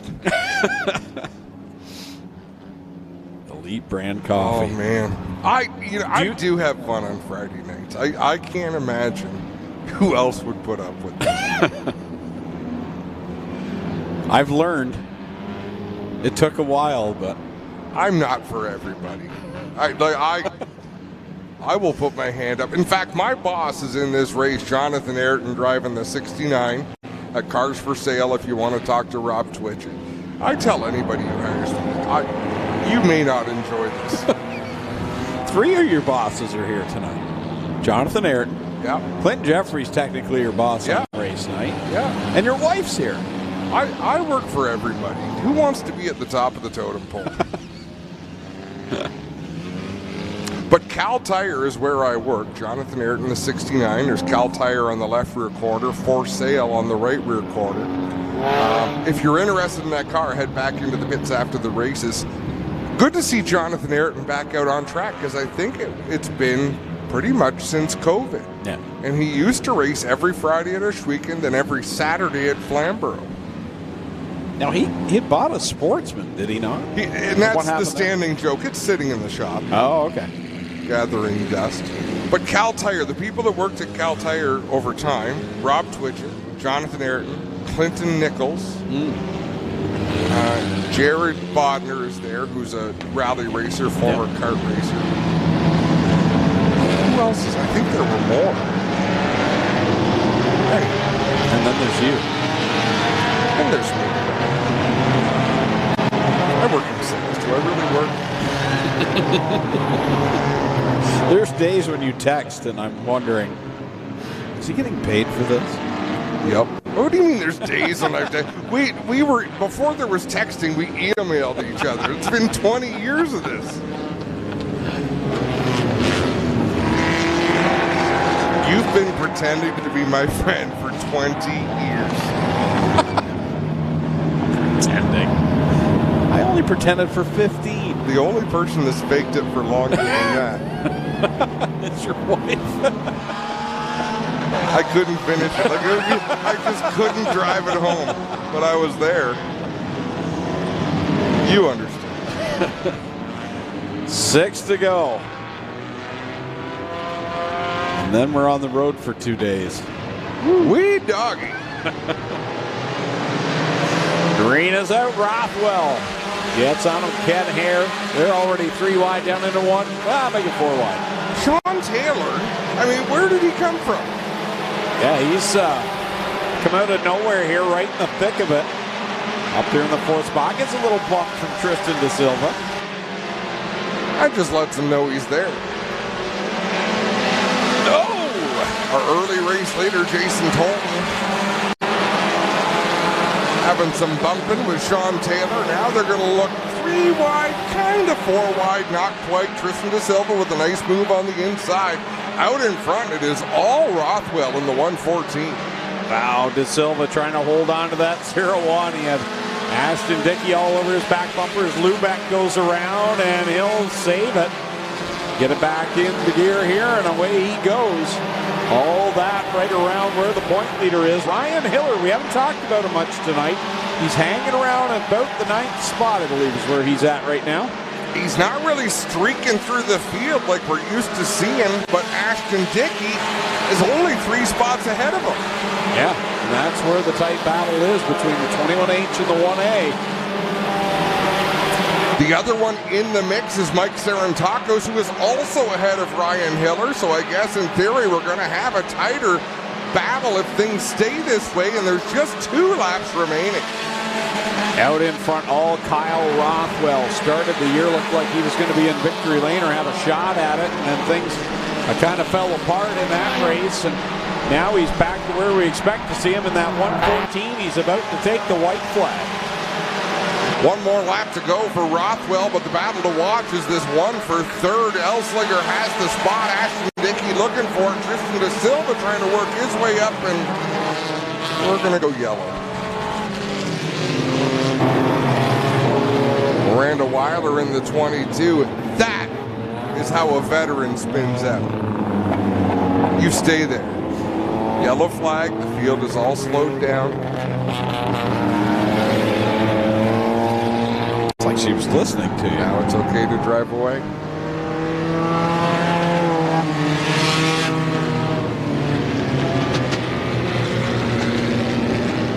This has been How to Avoid Penalties with Adam. Follow me for more brilliant ideas. How to manipulate Doug Leonard.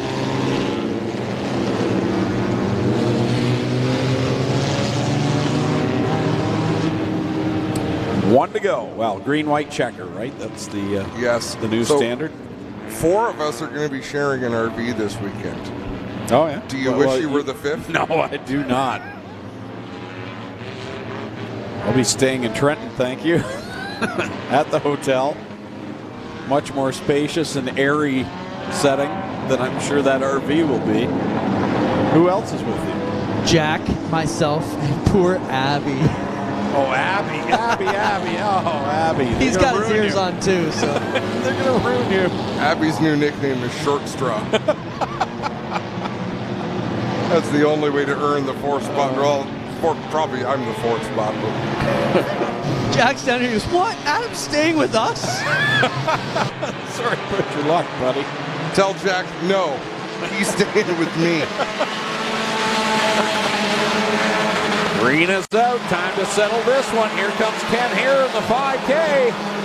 Oh, Hare has to jack up, but look at Ashton Dickey with a run. Dickey up to 3rd. Tristan De Silva takes over 4th. Elslinger's not done, but Rothwell out in front sees the white flag ahead of him. Oh, Sarantakos got sideways off before Hiller. Drops a spot to Tolton there. There's points on the line, setting up a big duel next week for the championship. Down the back straightaway the final time. Rothwell leads them into 3 and 4. He'll point the car down the front stretch. Kyle Rothwell for the win. Ken Hare 2nd. Ashton Dickey 3rd.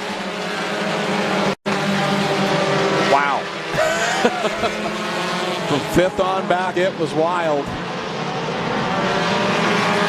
De Silva ends up in fourth. Ohsweken in the fifth spot. Sixth was Taylor, then Sarantakos, and Ryan Hiller made a nice pass at the end, stayed ahead of French and Tolton to keep one spot behind Sarantakos. That could mean a lot next week. Certainly could, but Ashton Dickey going to park it on the concrete once again. Third spot, Kyle Rothwell the winner. Ken Hare coming home second as Clinton Jeffrey makes his way into Quick Victory Lane for the TrueNorth.bet winners interviews. Kyle Rothwell hooked up tonight. You're trying to get a sniff of that elite coffee, aren't you? Yep. 50-50 draw, Greg. What do we know about the 50-50? I know nothing. I haven't even seen the sellers.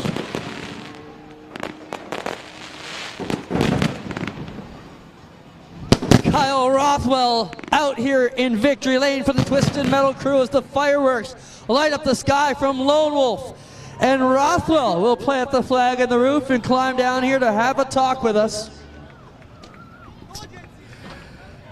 Alex Riley, teammate, down here to talk him in as well. He pulled off early in the going here tonight. Well, Kyle, what a run, man. You've had some horrible luck this year. It seems like every week you're on Facebook talking about what you got to repair on these cars. But what a great drive. You're fast when it works, man. I don't even know what to say. Holy crap. This was the hardest season I've had in 12 years. And I love this place. I wanted to race for points here this year. It just didn't work out for us, but I can't thank all my sponsors. Swiss LA Harvey's, All-Star Concrete, Rob's Transmission, Louis Sweet Retreat, Lad Property Maintenance, Wiley Racing, Van School Pet Value, Jeff, Alex, my wife, all my supporters, everybody that messages me all week and just says, don't give up, man, we support you, just you're going to get one, keep going. What a drive. You asked me about crate sprints. Any rumors kicking around there? We just having fun with that. No, Tyler and I are seriously considering moving up to a different class. We just haven't hammered out what we're going to do yet, if I'm going to get some sponsorship help, if what's going on, if someone wants to reach out, get my ass in a crate sprint, hit me up on Facebook. You know where we are. We're here every Friday. Kyle Rothwell gets it done, ladies and gentlemen. We'll get second and third on the go. Yeah, we'll get the 50-50 number out here in just a minute as Clint will catch up with Ken Hare. Kenny, good job, man. Welcome here to Ohsweken. First time we got to talk on Quick Victory Lane, but a good run for you. Yeah, definitely a good run. We tried it a couple weeks ago. Absolutely fell in love with this track, and I think we're going to be coming back full time. We definitely love it here. Right on. Solid drive. Congrats. Thank you so much. I just want to say thanks to Cooper Motorsports, EJ Auto, Go-Getters, everyone that helps me get here. Thanks so much, guys. Kenny Hare in position number 2 here tonight. We'll get over here and talk to Ashton Dickey. Points chase is tight, and Ashton Dickey did himself a favor, staying ahead of Sarantakos and Hiller. I don't know if you heard that, but staying ahead of Sarantakos and Hiller helped you out tonight in the points, Ashton. 1 week to go. You know, your dad's pretty proud of what you've been able to do. You grew up here watching him race, and to be in the battle's got to be really rewarding coming into the final week. Yeah, it's huge. I'd be lying if I said I wasn't looking at that score clock every single lap to see where he was. But first, just want to say huge props to Ohsweken Speedway track crew. That's like probably the best racing service I've seen in my life. It was awesome to race on. No cars were torn up by it. Turn 1 was phenomenal. Good job, Glenn, and everyone that worked on that. Thanks to the crew. Jonah, he came down tonight. He's heading off to school tomorrow, so it was a big night.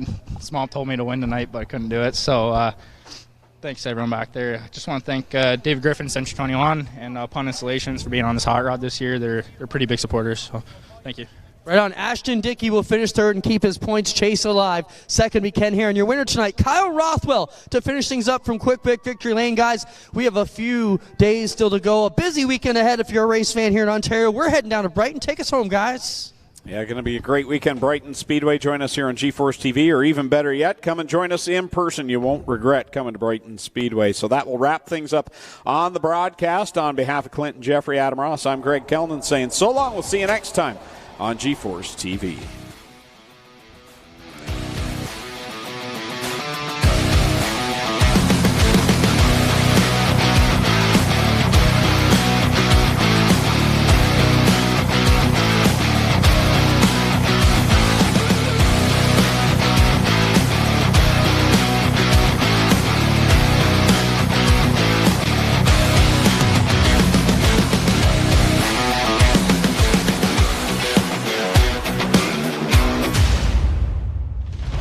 This copyrighted broadcast may not be reproduced, retransmitted, or used in any form without the authorized written consent of GeForce TV. GeForce TV would like to thank you for your support and for watching today's broadcast.